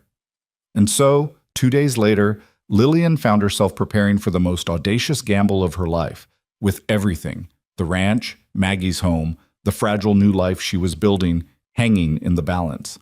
The plan was simple in concept, but terrifying in execution. Lillian would return to town alone, ostensibly to purchase supplies, but her real purpose was to visit every business owner, every rancher, every person who might have dealings with Victor Drummond. She would ask questions, listen carefully, and piece together what the man was really planning. Information, she'd told Caleb, was their only weapon when they had no money and no time. Caleb had hated the idea, but desperation made allies of unlikely strategies. She left early on a Tuesday morning, wearing her most respectable dress and carrying a list of legitimate supplies to purchase. Maggie had clung to her before she left, extracting a promise that Lillian would be back before dark. I don't like when people leave, the child had whispered against Lillian's shoulder. I'm coming back, Lillian had promised, holding her tight. I swear it. The ride to town took nearly an hour, and Lillian used the time to rehearse her approach. She couldn't be too direct, or people would become suspicious. She needed to seem casual, merely curious, a newcomer trying to understand the local landscape. Her first stop was the general store, where a kindly woman named Mrs. Patterson ran the counter. Lillian made her purchases slowly, engaging in the sort of small talk that seemed natural. "I'm still learning about the area," she said as Mrs. Patterson wrapped her sugar and flour. "Mr. Hale mentioned that land changes hands fairly often out here. Is that true?" "Oh, more than it used to," Mrs. Patterson said, warming to the gossip. "Used to be folks held onto their places through thick and thin, but these past few years seems like someone's always selling out. Hard times, you know. Cattle prices down, water scarce. Takes money to survive a bad season, and not everyone's got it saved up." "I noticed Mr. Drummond seems to own quite a bit of property," Lillian ventured. Mrs. Patterson's expression shifted, becoming more guarded. "That he does? Smart businessman, some say. Others say he's a vulture, picking at bones before the body's even cold." She caught herself, looking embarrassed. "Not that I'm one to spread tales, you understand." "Of course not," Lillian said smoothly. "I'm just trying to understand how things work here. It's all so different from Boston." "Well, if you want my advice, stay clear of Drummond's business. He's got plans, that one, and they don't tend to favor the little folk like us." Mrs. Patterson leaned in conspiratorially. "I've heard he's been talking to railroad men, something about a new spur line coming through, though nobody knows for sure where it'll run. If you're smart enough to buy land in the right spot before the railroad announces their route—" She trailed off meaningfully. Railroad. The word clicked something into place in Lillian's mind. If Drummond was accumulating land along a future railroad route, those properties would increase in value exponentially. That's why he wanted Caleb's ranch. Not for the land itself, but for what it would be worth once the railroad came through. She thanked Mrs. Patterson and moved on to the bank, where she made a small deposit from the household money Caleb had given her. The banker, Mr. Weathers, was less talkative, but confirmed what Mrs. Patterson had suggested. "Drummond's been buying up properties along the northern corridor," he said, studying a map on his wall. "If the railroad does come through there, he'll make a fortune. Of course, if it goes south instead, he'll have wasted considerable capital. It's a gamble, but then again, Drummond's always been a gambling man." "Does he force people to sell?" Lillian asked, trying to sound merely curious rather than desperately interested. Weathers shifted uncomfortably. "I wouldn't say force exactly, but he has ways of encouraging decisions. Outstanding loans called in unexpectedly, property taxes that suddenly come due, cattle that mysteriously sicken just before sale time. Nothing you could prove in court, mind you, just unfortunate coincidences that tend to happen to people who stand in his way." The picture was becoming clearer and more disturbing. Drummond wasn't just a shrewd businessman. He was willing to use any method necessary to acquire what he wanted. And right now, he wanted Caleb's ranch. Lillian spent the rest of the morning gathering information from various sources. The blacksmith told her about a rancher who'd lost his herd to poisoned water, though no one could prove the creek had been deliberately contaminated. The seamstress mentioned a family whose barn had burned down under suspicious circumstances. Each story painted the same picture. Drummond wanted land, and obstacles had a way of disappearing. By noon, Lillian's carefully maintained composure was beginning to crack. The scope of what they were up against felt overwhelming. This wasn't just about paying a debt. It was about standing up to a man who had power, connections, and no apparent scruples about how he used them. She was heading back to retrieve her horse when she overheard two men talking outside the saloon. One of them mentioned Drummond's name, and Lillian slowed her pace, pretending to adjust her packages while she listened. "He's got those men coming out from Denver next week," one man said. "The ones he uses when persuasion ain't enough." "What's he need them for? Thought the Hale place was already wrapped up." "It should be, but apparently Hale's got some Eastern woman helping him now. Word is she's smart, asking questions all over town. Drummond don't like complications." "What's he planning?" "Don't know specifics, but I heard him tell those men to make sure Hale understands his situation. Sometimes a man needs to see what he's got to lose before he appreciates an opportunity to walk away clean." The implication was chilling. Lillian hurried to her horse, her heart pounding. She needed to get back to the ranch. needed to warn Caleb that Drummond's patience was running out and his methods were about to become more direct. She pushed Copper harder than she should have on the ride back, arriving at the ranch in late afternoon rather than evening. Caleb was working near the barn and looked up in surprise when he heard her approach. "You're early. What happened?" Lillian dismounted quickly, words tumbling out as she recounted everything she'd learned. Caleb's expression grew darker with each revelation, his hands clenching and unclenching at his sides. "Men from Denver," he repeated when she finished. "That's what you heard?" "Yes, they're coming next week, and the implication was that they're not coming for polite conversation." Caleb swore viciously, then caught himself, glancing toward the house where Maggie was presumably playing. "This is worse than I thought. Drummond's not just trying to pressure me, he's planning something. An accident, maybe, or some disaster that would force me to sell immediately." "We need to go to the sheriff," Lillian said. "And tell him what? That I overheard some men talking? That Drummond's collecting properties and I think he's up to no good? There's no proof, nothing concrete. The sheriff would laugh me out of his office, assuming he's not already in Drummond's pocket." "Then what do we do?"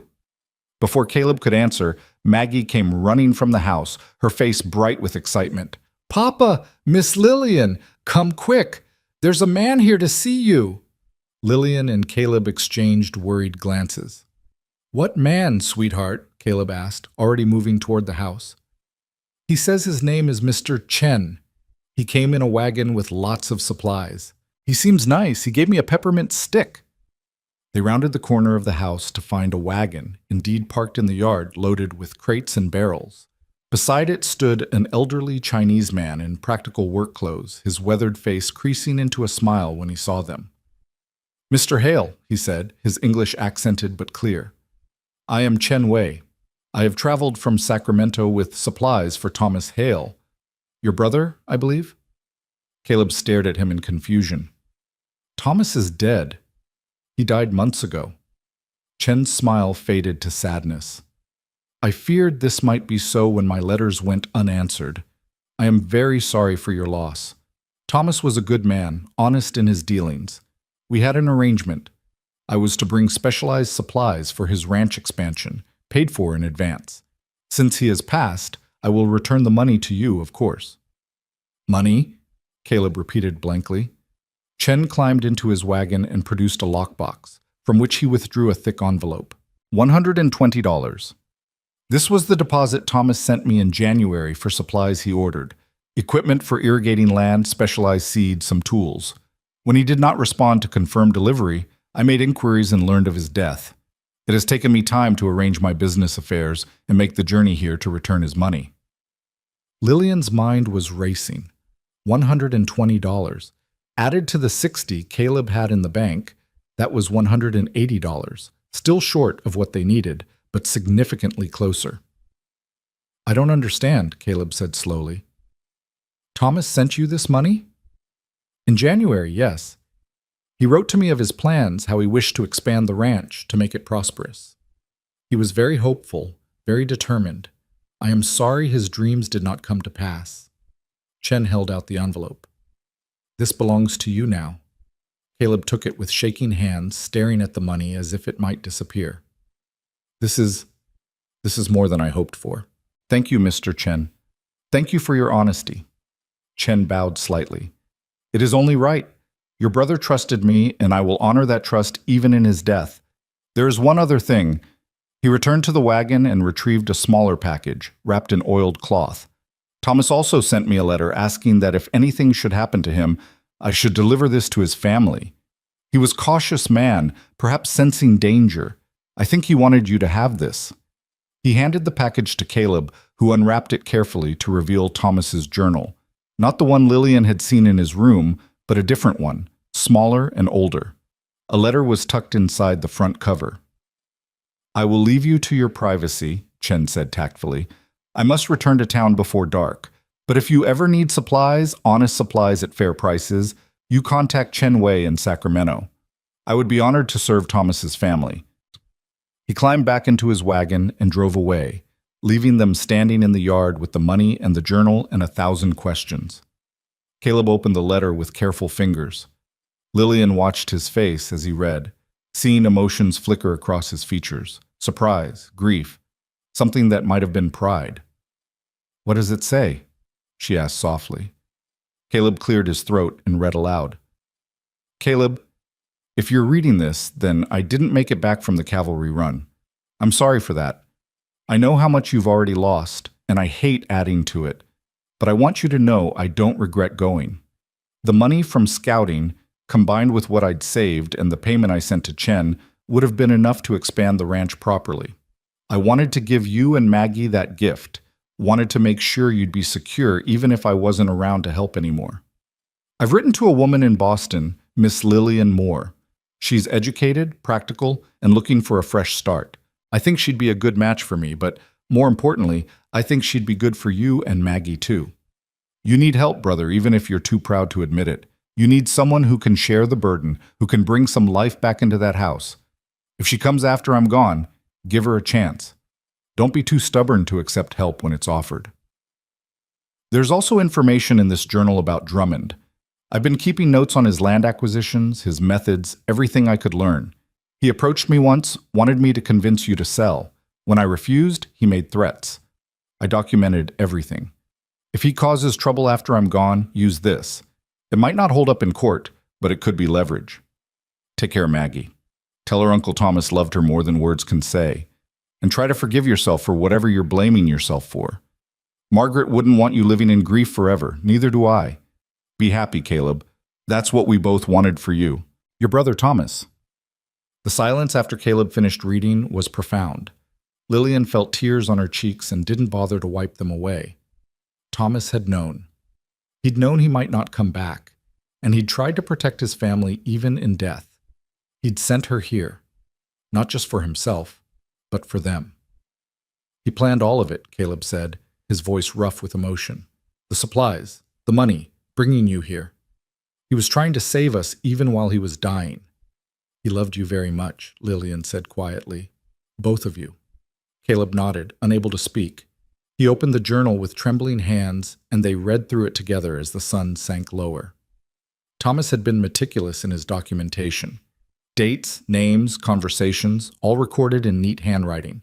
There were accounts of threats, suspicious incidents, connections between Drummond and various officials. It wasn't proof that would stand up in a court of law, but it was damning nonetheless. This is what we needed, Lillian said, excitement building despite the circumstances. This is leverage. If Drummond knows we have this, knows we could make it public, he'd deny everything, Caleb said. His word against a dead man's. But what if we didn't need it to hold up in court? What if we just needed it to make him back down? If enough people in town read this, saw the pattern, even if they couldn't prove anything legally, it would damage his reputation, make it harder for him to operate. Caleb considered this, hope and doubt warring in his expression. It's risky. If we threaten him, and it doesn't work, we've lost our only card. But we don't threaten him directly, Lillian said, thinking rapidly. We let him know we have information, let him wonder what we might do with it. Men like Drummond, they're used to controlling situations. Uncertainty makes them uncomfortable. We use that. They were still discussing strategy when the first smell of smoke reached them. Lillian noticed it first, a faint, acrid scent on the evening breeze. She lifted her head, sniffing, and saw Caleb do the same. Their eyes met in sudden alarm. The barn, Caleb said, and ran. Lillian ran too, her skirts hiked up, heart pounding. They rounded the corner to see smoke seeping from under the barn door, thin tendrils that promised worse within. The horses were screaming, terrified by the smell of fire. Get Maggie, Caleb shouted. Get her away from the house, toward the creek. But Lillian was already moving toward the barn. The horses. I'll get the horses. You get my daughter to safety. Lillian wanted to argue, wanted to help, but she knew he was right. Maggie was the priority. She sprinted toward the house, calling for the child. Maggie emerged from the kitchen, confused. Miss Lillian, what's wrong? Fire in the barn, sweetheart. We need to go to the creek right now. Lillian grabbed the child's hand and ran, not looking back until they'd reached the relative safety of the creek bed 100 yards from the buildings. Stay here, Lillian commanded. Don't move, no matter what. Promise me. But Papa, your father knows what he's doing. I need to help him. Promise me you'll stay. Maggie nodded, tears streaming down her face, and Lillian ran back toward the barn. The smoke was thicker now, black and choking. Caleb had gotten the barn door open and was leading the horses out one by one, speaking to them in a steady voice despite the danger. Lillian grabbed the halter of the nearest panicked horse and pulled it toward the corral, then ran back for another. They worked frantically, and by some miracle, got all 6 horses out before the flames spread too far. Caleb grabbed buckets, and they formed a desperate line from the water trough, throwing water on the fire with hopeless determination. It was no use. The barn was old and dry, and whatever had started the fire had done its work well. Within 20 minutes, the structure was fully engulfed, flames leaping into the darkening sky like angry spirits. "Let it go," Lillian finally said, putting a hand on Caleb's arm. "Let it burn. The horses are safe. That's what matters." Caleb dropped his bucket, defeat written in every line of his body. They stood together, watching years of work and irreplaceable equipment disappear into smoke and ash. "Drummond," Caleb said, the name a curse. "This is his answer. This is what he does when people don't cooperate." "We don't know for sure. We know." Caleb turned to her, his face smudged with soot and set with cold fury. "The timing, the method, everything. This is a message. Pay up or worse things happen. Next time maybe it's the house. Or maybe someone gets hurt." He looked toward the creek where Maggie was hiding. "I can't risk her. I won't." "So what do we do?" Before Caleb could answer, they heard the sound of approaching horses. Multiple riders coming fast. Lillian's hand went instinctively to her side, wishing she had Margaret's rifle, but it was in the house. The riders emerged from the dimness, 6 men from town, led by the blacksmith. They pulled up short, taking in the burning barn and the soot-covered pair standing before it. "We saw the smoke from town," the blacksmith said. "Came as fast as we could. Everyone all right?" "We're fine," Caleb said tightly. "Horses are safe. Just the barn and everything in it." "How'd it start?" one of the other men asked. "Don't know yet," Caleb lied, but the blacksmith's eyes were sharp. "This the same kind of fire that took the Sullivan barn last year?" the blacksmith asked pointedly. "The one that started just after Sullivan refused to sell to Drummond?" The other men shifted uncomfortably, and Lillian realized they all knew exactly what had happened here, even if no one would say it aloud. "We'll stay the night," the blacksmith announced. "Take turns keeping watch. Make sure the fire don't spread to the house or any other buildings. That all right with you, Hale?" The relief on Caleb's face was palpable. "More than all right. Thank you." The men organized themselves efficiently, some containing the fire, others taking up positions around the property. The blacksmith pulled Caleb aside, and Lillian watched them talk in low, urgent voices. When they returned, the blacksmith's expression was grim. "Hale told me about Drummond's ultimatum, about the loan and the deadline," he said to Lillian. "Some of us have been watching Drummond work for years now, watching good people lose everything while he gets richer. We're tired of it. We may not have much, but we could pull together maybe $30–40 among us. Would that help?" Lillian's throat tightened with unexpected emotion. "That would help enormously. Along with what we already have, it would be very close to what we need." "Then we'll do it," the blacksmith said firmly. "Drummond thinks he can do whatever he wants because nobody stands up to him. Maybe it's time that changed." They spent the night keeping vigil, taking turns sleeping and watching. Lillian brought out what food she had, and the men ate gratefully around a small fire well away from the still smoldering barn. Maggie had been coaxed from the creek and sat pressed against Lillian's side, silent and shaken. "It's going to be all right," Lillian whispered to her, praying it was true. "Will they come back?" Maggie asked. "The bad men who did this?" "Not tonight. Not with all these people here." "But what about tomorrow?" Lillian had no answer to that. She'd just held the child closer and watched the barn collapse in on itself in a shower of sparks and embers.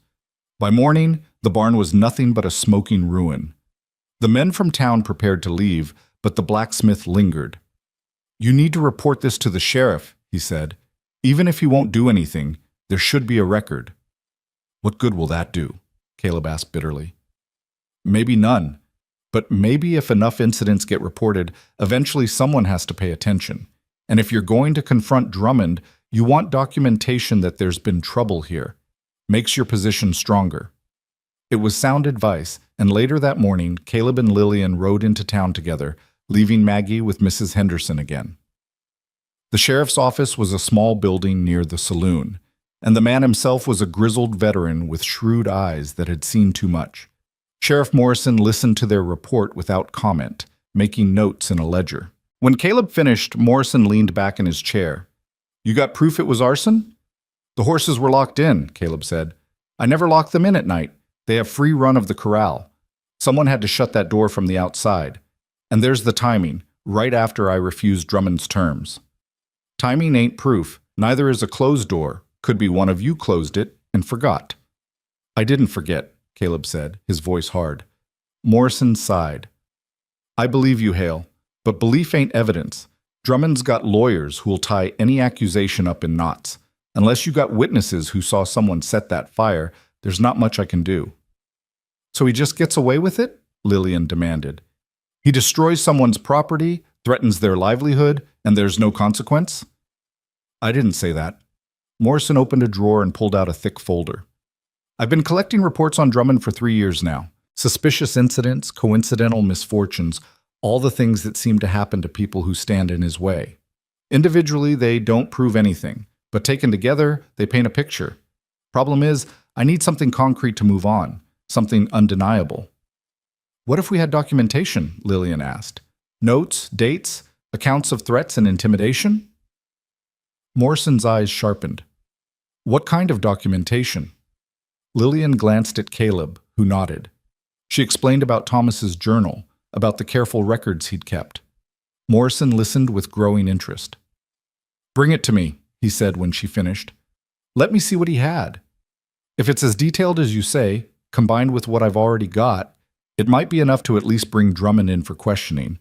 Shake him up a bit, make him think twice before his next move." It wasn't much, but it was something. They agreed to bring the journal the next day, then stopped by the bank to make a deposit. The money from Chen and the contributions from the townspeople. Mr. Weathers counted it carefully. $208, he announced. "You're still short, but not by much." "How much time do we have?" Lillian asked. "Deadline's in 12 days. If you can come up with the remaining $32 by then, you're clear." 12 days. It seemed impossible and yet tantalizingly close. Lillian's mind raced through possibilities. They could sell something, maybe, though what they had left of value she couldn't imagine. She could wire her aunt, beg for help despite the humiliation, or— "The cattle," Caleb said suddenly. "They're not ready for market, but there's a buyer who comes through from Santa Fe sometimes, looking for young stock to drive back to his ranch. Pays less than market rate, but pays cash. If I could find him, convince him to take maybe 10 head. "Would that be enough?" Lillian asked. "Should be. Maybe more than enough if I negotiate well." It was a solution, risky but possible. They left the bank with renewed hope, fragile as it was. But that night, as Lillian lay in bed unable to sleep, she heard sounds outside. Careful, quiet sounds that didn't belong. She rose and looked out the window to see a figure near the remains of the barn, moving in the darkness. She grabbed Margaret's rifle from where Caleb had insisted she keep it and crept downstairs. Caleb was already there, his own rifle in hand, his expression murderous. "Stay inside with Maggie," he whispered. "I'm not letting you go out there alone." They argued in terse whispers until a voice from outside called out, "Hale! I know you're in there. Come out and talk like a reasonable man." Drummond. The arrogance of it took Lillian's breath away. To burn their barn and then show up in the middle of the night to demand conversation. Caleb opened the door, rifle held ready. "Get off my property." Drummond stood in the yard, flanked by 2 large men Lillian didn't recognize. The hired muscle from Denver, she realized. This was the threat made real. "I'm here to offer you one final opportunity," Drummond said, his voice carrying clearly in the night air. "Sell me the ranch now, and I'll pay you fair market value, plus enough to settle your debt and relocate your family comfortably. Refuse, and things will continue to get worse. Accidents happen on ranches, Hale. People get hurt, children especially. They're so curious, so prone to wandering into dangerous situations." The threat against Maggie was explicit, and Lillian saw Caleb's hands tighten on his rifle. She stepped forward before he could do something that would end with bloodshed. "Mr. Drummond," she said, her voice calm despite her racing heart, "before you make any more threats, You should know we have documentation. Thomas Hale kept detailed records of your activities, dates, names, methods. We've already shared this information with Sheriff Morrison. If anything happens to this family, if any more accidents occur, that documentation will be made public. Every newspaper in the territory will know exactly how you've built your empire. Drummond's smile faltered for just a moment. Documentation from a dead man? That's not evidence. Perhaps not in court, Lillian agreed, but in the court of public opinion? When people see the pattern, see how every obstacle to your plans conveniently disappeared, when your business partners and potential investors read about your methods, I think you'll find it very much matters. The two men flanking Drummond shifted uneasily, and Lillian pressed her advantage. We're also short only $32 of paying your debt in full. That's hardly worth risking your reputation over. Take your money when it's due, and we all move forward. Or continue with these threats and tactics, and watch everything you've built crumble when the truth comes out. It was a bluff, partially. They didn't know if Sheriff Morrison would actually help, didn't know if the documentation would be as damaging as Lillian claimed. But Drummond didn't know that either, and uncertainty was a powerful weapon against men accustomed to control. 12 days, Drummond said finally, his voice tight. You have 12 days to pay in full. If you're $1 short, 1 hour late, the property becomes mine. And Miss Moore? I don't appreciate being threatened. Neither do we, Lillian replied evenly. Drummond and his men rode away, and only then did Lillian allow herself to shake. Caleb caught her as her legs gave out, his arms strong around her. That was the bravest, most foolish thing I've ever seen, he said, his voice rough with emotion. We have to survive the next 12 days, Lillian whispered. We have to find that money and end this. We will, Caleb said. And for the first time since she'd met him, she heard absolute certainty in his voice. We'll find it, and we'll pay him. And then we'll figure out how to expose what he's been doing. Thomas gave us the tools. We just have to use them. They stood together in the darkness, holding each other up, while inside the house Maggie slept on, innocent and unaware of how close danger had come. 12 days. Everything depended on 12 days and $32, and whether they could hold on long enough to see the dawn. The next morning came too quickly, bringing with it the weight of 12 days that felt more like 12 hours. Caleb left at dawn to search for the cattle buyer from Santa Fe, leaving Lillian and Maggie alone at the ranch with strict instructions to stay inside and keep the rifle close. Lillian spent the morning teaching Maggie her letters, trying to maintain some semblance of normalcy while her mind churned through their options. $32. Such a small amount in the grand scheme of things, yet it might as well have been a fortune for how difficult it was proving to obtain. Around midday, Mrs. Henderson arrived in her wagon, accompanied by 3 other women from town. They brought food, fabric, and determined expressions that suggested they'd come for more than a social call. We heard about the barn, Mrs. Henderson said without preamble as Lillian invited them inside. And we heard about Drummond's visit last night. News travels fast in a small town, especially when someone's foolish enough to threaten a family in the middle of the night where neighbors might hear. We didn't have neighbors close enough to hear, Lillian said, confused. You did last night. The blacksmith left 2 of his boys camped in your north pasture just in case. They heard everything and came straight to town this morning. Mrs. Henderson set down her basket firmly. We've decided we're not standing by anymore. Women in this territory have less power than men in most matters, but we have our ways, and we're using them now. The other women nodded in agreement, and one of them, a younger woman Lillian recognized from the general store, stepped forward. My name is Sarah Wilkins. My husband worked for Drummond until last year when he had an accident at one of Drummond's properties. Broke his back, can't work anymore. Drummond paid nothing, said it was my husband's own carelessness. We've been surviving on charity ever since.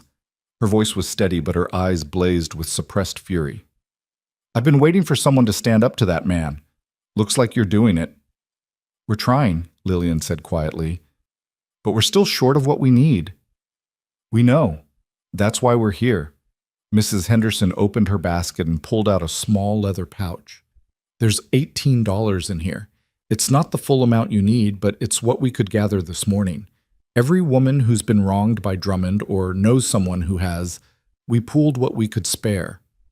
Lillian's throat tightened with emotion. I can't take your money. You need it yourselves. We need Drummond stopped more, Sarah interrupted. If you win this fight, it shows everyone else it's possible to stand up to him. That's worth more than money to us. That's worth everything. The other women murmured agreement, pressing forward with additional offerings. One brought preserves and smoked meat, explaining that Lillian could sell them at the general store for cash. Another offered her late mother's cameo brooch, insisting it would fetch a good price. The generosity overwhelmed Lillian, and she found herself accepting their gifts with tears streaming down her face. Thank you, she whispered. Thank you all. Don't thank us yet, Mrs. Henderson said practically. You've still got to survive the next 12 days and make that payment. Drummond's not going to sit idle while you gather resources. He'll be planning something. She was right, of course.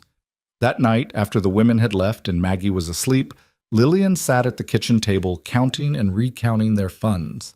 With the women's contribution, and if they could sell the items they'd offered, they'd have perhaps $26 of the remaining $32. So close, yet still impossibly far. Caleb returned near midnight, exhausted and discouraged. The cattle buyer had already passed through the territory weeks ago and wouldn't return until late summer. He'd tried to find other buyers, but no one wanted to purchase cattle before they were ready for market, not at any price that would help. We're not going to make it, he said, slumping into a chair. Even with what the women brought, we're still short, and I don't know where else to look. There has to be something, Lillian insisted. Some asset we haven't considered, some option we're overlooking. They reviewed their possessions with brutal honesty. The horses were worth money, but they needed them for the ranch to function. The remaining equipment was mostly ruined in the barn fire. The house itself had value, but they couldn't sell it without losing everything they were fighting for. There was the land, of course, but that's exactly what Drummond wanted. They'd be handing him victory. What about Thomas's personal effects? Lillian asked suddenly. Did he have anything of value? Jewelry? A watch? Anything we could sell? Caleb's expression turned pained. I couldn't. Those things are all I have left of him. I understand, but no. The word was final.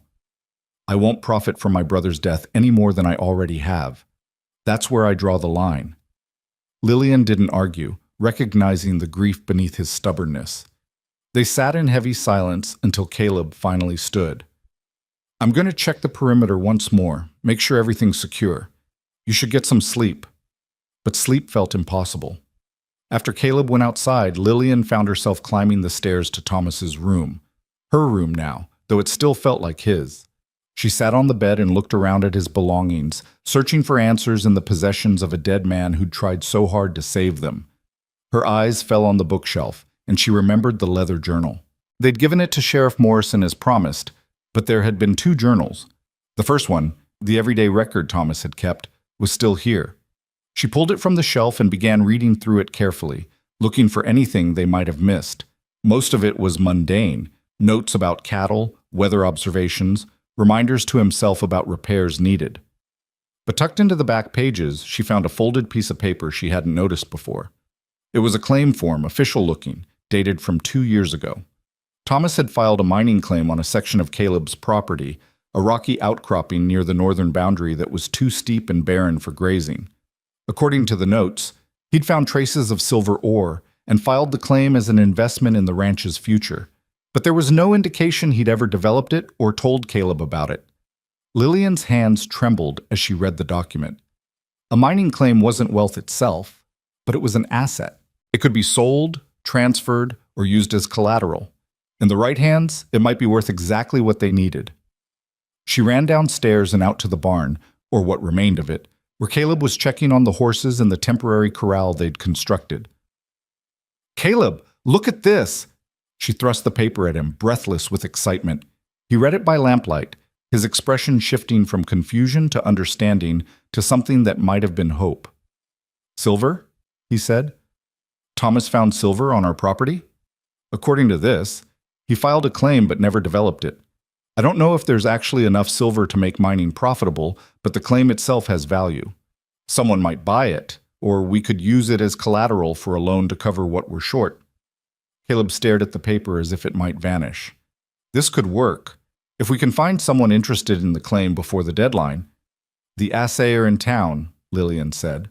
He'd know if anyone's looking to buy claims. We should go first thing in the morning. For the first time in days, Caleb smiled. It was a small, tentative thing, but it transformed his face. You're remarkable, you know that? Most people would have given up by now. I'm not most people, Lillian said, and I don't give up when people I care about are depending on me. The words hung between them, more intimate than she'd intended. Caleb looked at her in the lamplight, really looked at her, and something shifted in his expression. Lillian, he began, but she stepped back, suddenly flustered. We should rest. Tomorrow's going to be a long day. She fled back to the house before he could say whatever he'd been about to say, her heart pounding with feelings she wasn't ready to examine. Morning came, and they left Maggie with Mrs. Henderson again before riding into town. The assayer, a German immigrant named Klaus Hoffmann, examined the claim papers with professional interest. Ja, I remember Thomas Hale bringing in samples, he said. Not enough to make big mine, but decent quality. Maybe small operation could turn profit, or maybe just enough to make someone gamble on it. He considered. I know a man in Santa Fe who buys claims sometimes, tries to flip them to mining companies. He is in town now, actually. You want I should arrange meeting? Yes, Lillian and Caleb said simultaneously. The meeting took place that afternoon in the assayer's office.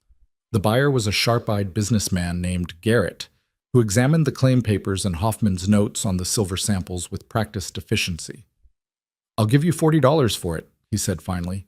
That's generous, considering the ore quality's uncertain and the location's not ideal for large-scale operations. 50, Lillian countered immediately. Garrett laughed. You've got nerve, miss. I like that. But 40's my final offer. Take it or leave it. Lillian looked at Caleb, who nodded almost imperceptibly.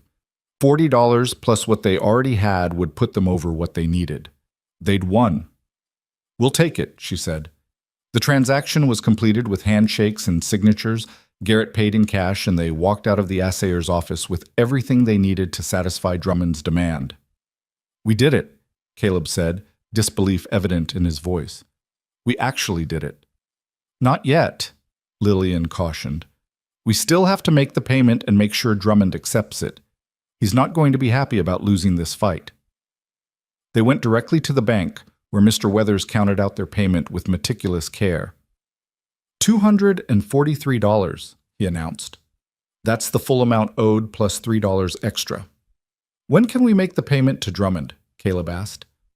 His office is open until 5 today. I'd suggest doing it immediately, in front of witnesses. A man like Drummond might try to claim the payment was late or incomplete if there's any ambiguity. They took his advice, gathering Sheriff Morrison and the blacksmith as witnesses before walking to Drummond's office. The man himself was there, his expression souring when he saw the group approaching. Mr. Drummond, Lillian said formally, we're here to settle Mr. Hale's debt in full. She laid the money on his desk, counted out precisely. Drummond's face went through several expressions, surprise, anger, calculation, before settling on cold acceptance. Count it, Sheriff Morrison said. It wasn't a suggestion. Drummond counted slowly, clearly hoping to find some discrepancy. But there was none. $240 exactly, all there, impossible to dispute. The debt is satisfied, he said finally, his voice tight. I'll prepare a receipt. I'll need that in writing, notarized, stating the debt is paid in full with no further obligations, Caleb said. And I want copies for my records and the sheriff's. Drummond's jaw clenched, but he couldn't refuse with witnesses present. He prepared the documents with barely suppressed fury, each stroke of his pen sharp enough to tear the paper. When everything was signed and notarized, Sheriff Morrison cleared his throat. There's one more matter to discuss, Drummond. That journal Thomas Hale kept? The one documenting suspicious incidents on properties you wanted to acquire? I've reviewed it thoroughly. Combined with my own records, it paints a disturbing picture. I don't know what you're talking about, Drummond said, but his voice lacked conviction. Of course you don't. But here's what's going to happen. You're going to stop your harassment campaigns. You're going to conduct your business legally and ethically from now on. And if I hear about one more convenient accident, One more suspicious fire. One more mysterious illness affecting someone's livestock. I'm going to assume it's connected to you, and I will make your life very difficult. Do we understand each other?" Drummond's face had gone red with suppressed rage. "You can't prove anything." "Maybe not today, but I'm watching now. We're all watching." Morrison gestured to the blacksmith, who nodded grimly. "You've operated in the shadows for too long, Drummond. Those days are over." They left the office in tense silence, not speaking until they were well away from Drummond's hearing. "You think that'll stop him?" Caleb asked Morrison. "For a while, at least. Men like him need darkness to operate. Once light's been shown on their methods, they have to be more careful. And careful men make mistakes." Morrison smiled grimly. "Besides, word's going to spread about how you stood up to him and won. Other people will be emboldened. Drummond's power was based partly on fear, partly on isolation. You've broken both." It was over. They'd survived. Lillian felt almost dizzy with relief as they walked back to where they'd left their horses. "Miss Moore, Mr. Hale." They turned to see Chen Wei approaching, his face creased with concern. "I heard in town about your troubles. I'm glad to see you both well." "Thanks to you," Lillian said warmly. "The money you returned from Thomas made all the difference." Chen bowed slightly. "It was only right, but I'm glad it helped." He hesitated, then continued. "I have been thinking. I am too old now to make the journey between Sacramento and New Mexico regularly. I have been looking for someone trustworthy to act as agent, to receive orders and coordinate shipments. You need income beyond cattle, yes? Perhaps we could make arrangement. I provide goods at wholesale. You distribute to ranches and territory. Small profit, but steady." Caleb and Lillian exchanged glances. It was an unexpected offer, a potential solution to their ongoing financial struggles. "We'd need to discuss details," Caleb said carefully.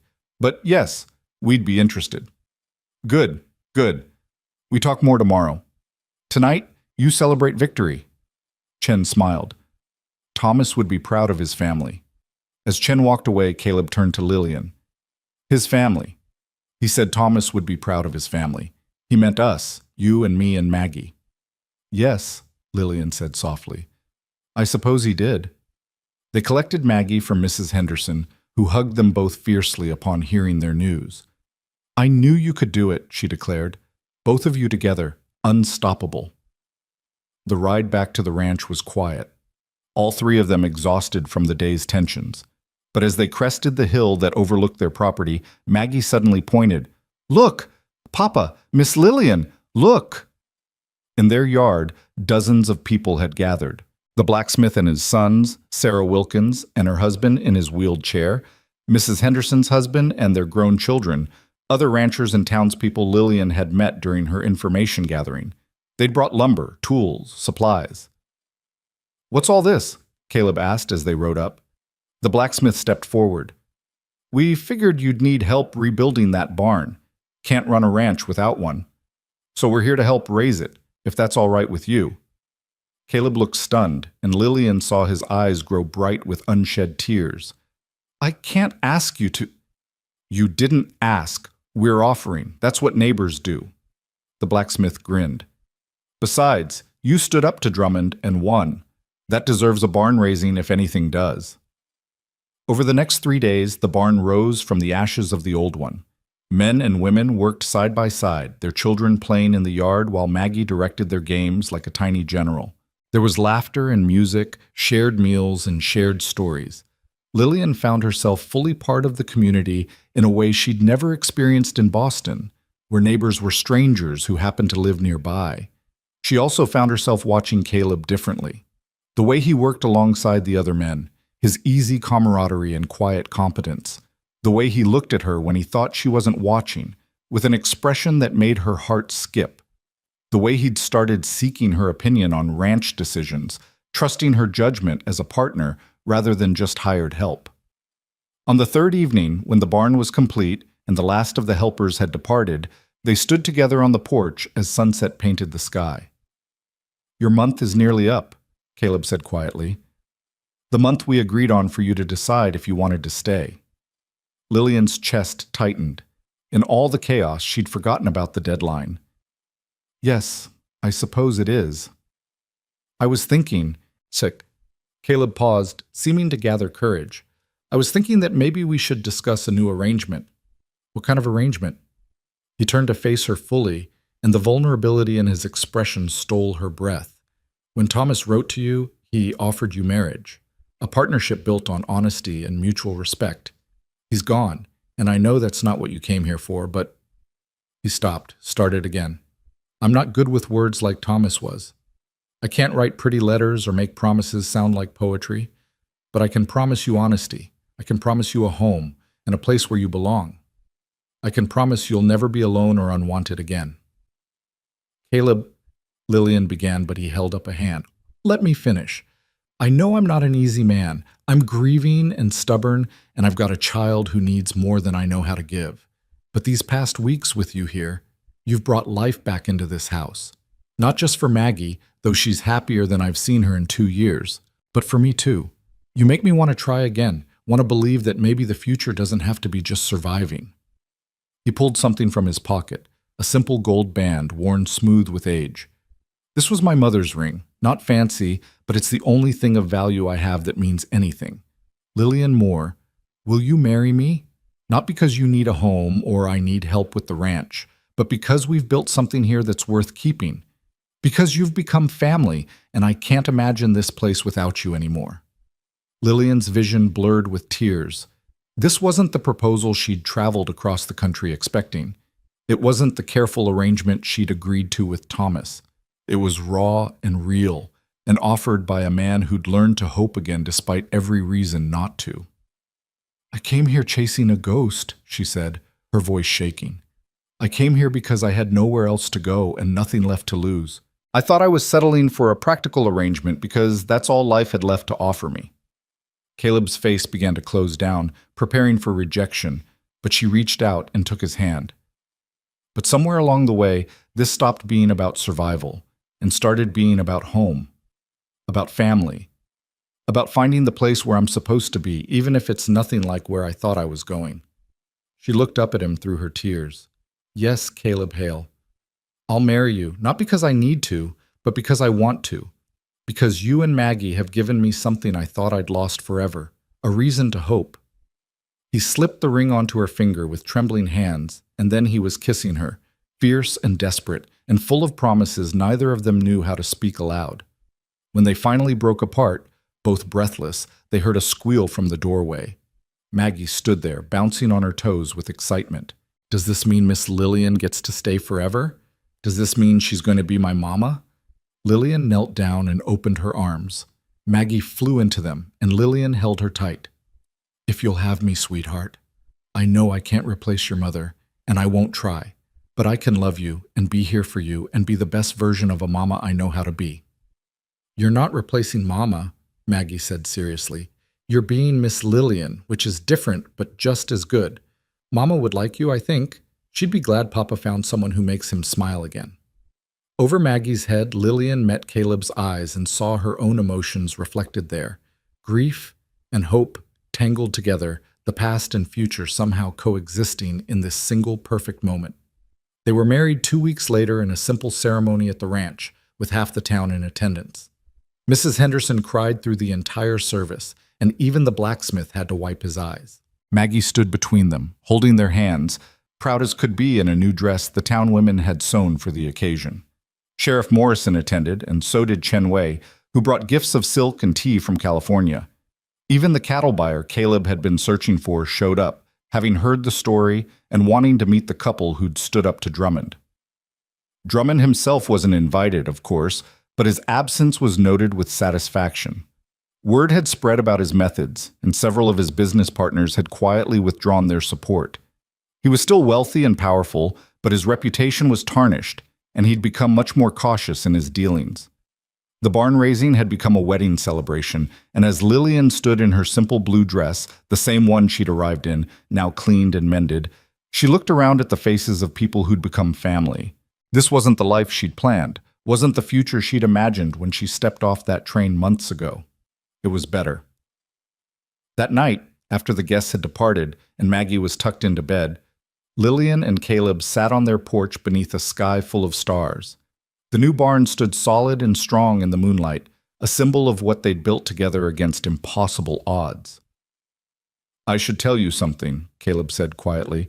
"Before we got married, I went to Thomas's grave, told him about you, about what happened, about how I was going to ask you to be my wife. I asked him if he minded, and I know that sounds foolish, talking to a gravestone, but—" "What did he say?" Lillian asked gently. "Nothing, of course, but I felt like he would have been happy. Like maybe this was what he wanted all along. Not for me to be alone, but for all of us to find each other somehow. He was always trying to fix things, trying to make everyone's life better. Maybe this was his last gift, bringing you here for me and Maggie, even if he couldn't be here himself." Lillian took his hand, lacing their fingers together. "I think you're right. I think he knew exactly what he was doing when he wrote to me. He was taking care of his family the only way he still could." They sat in comfortable silence, watching the stars wheel overhead. From inside the house came the sound of Maggie talking in her sleep, her voice soft and content. Tomorrow would bring its own challenges. There was a ranch to run, a life to build, the constant work of survival in a hard land. But tonight, there was peace. "Thank you," Caleb said suddenly. "For what?" "For coming here, for staying, for taking a chance on a grieving widower and his lonely daughter, for fighting when it would have been easier to give up, for making me believe in second chances." Lillian leaned her head on his shoulder.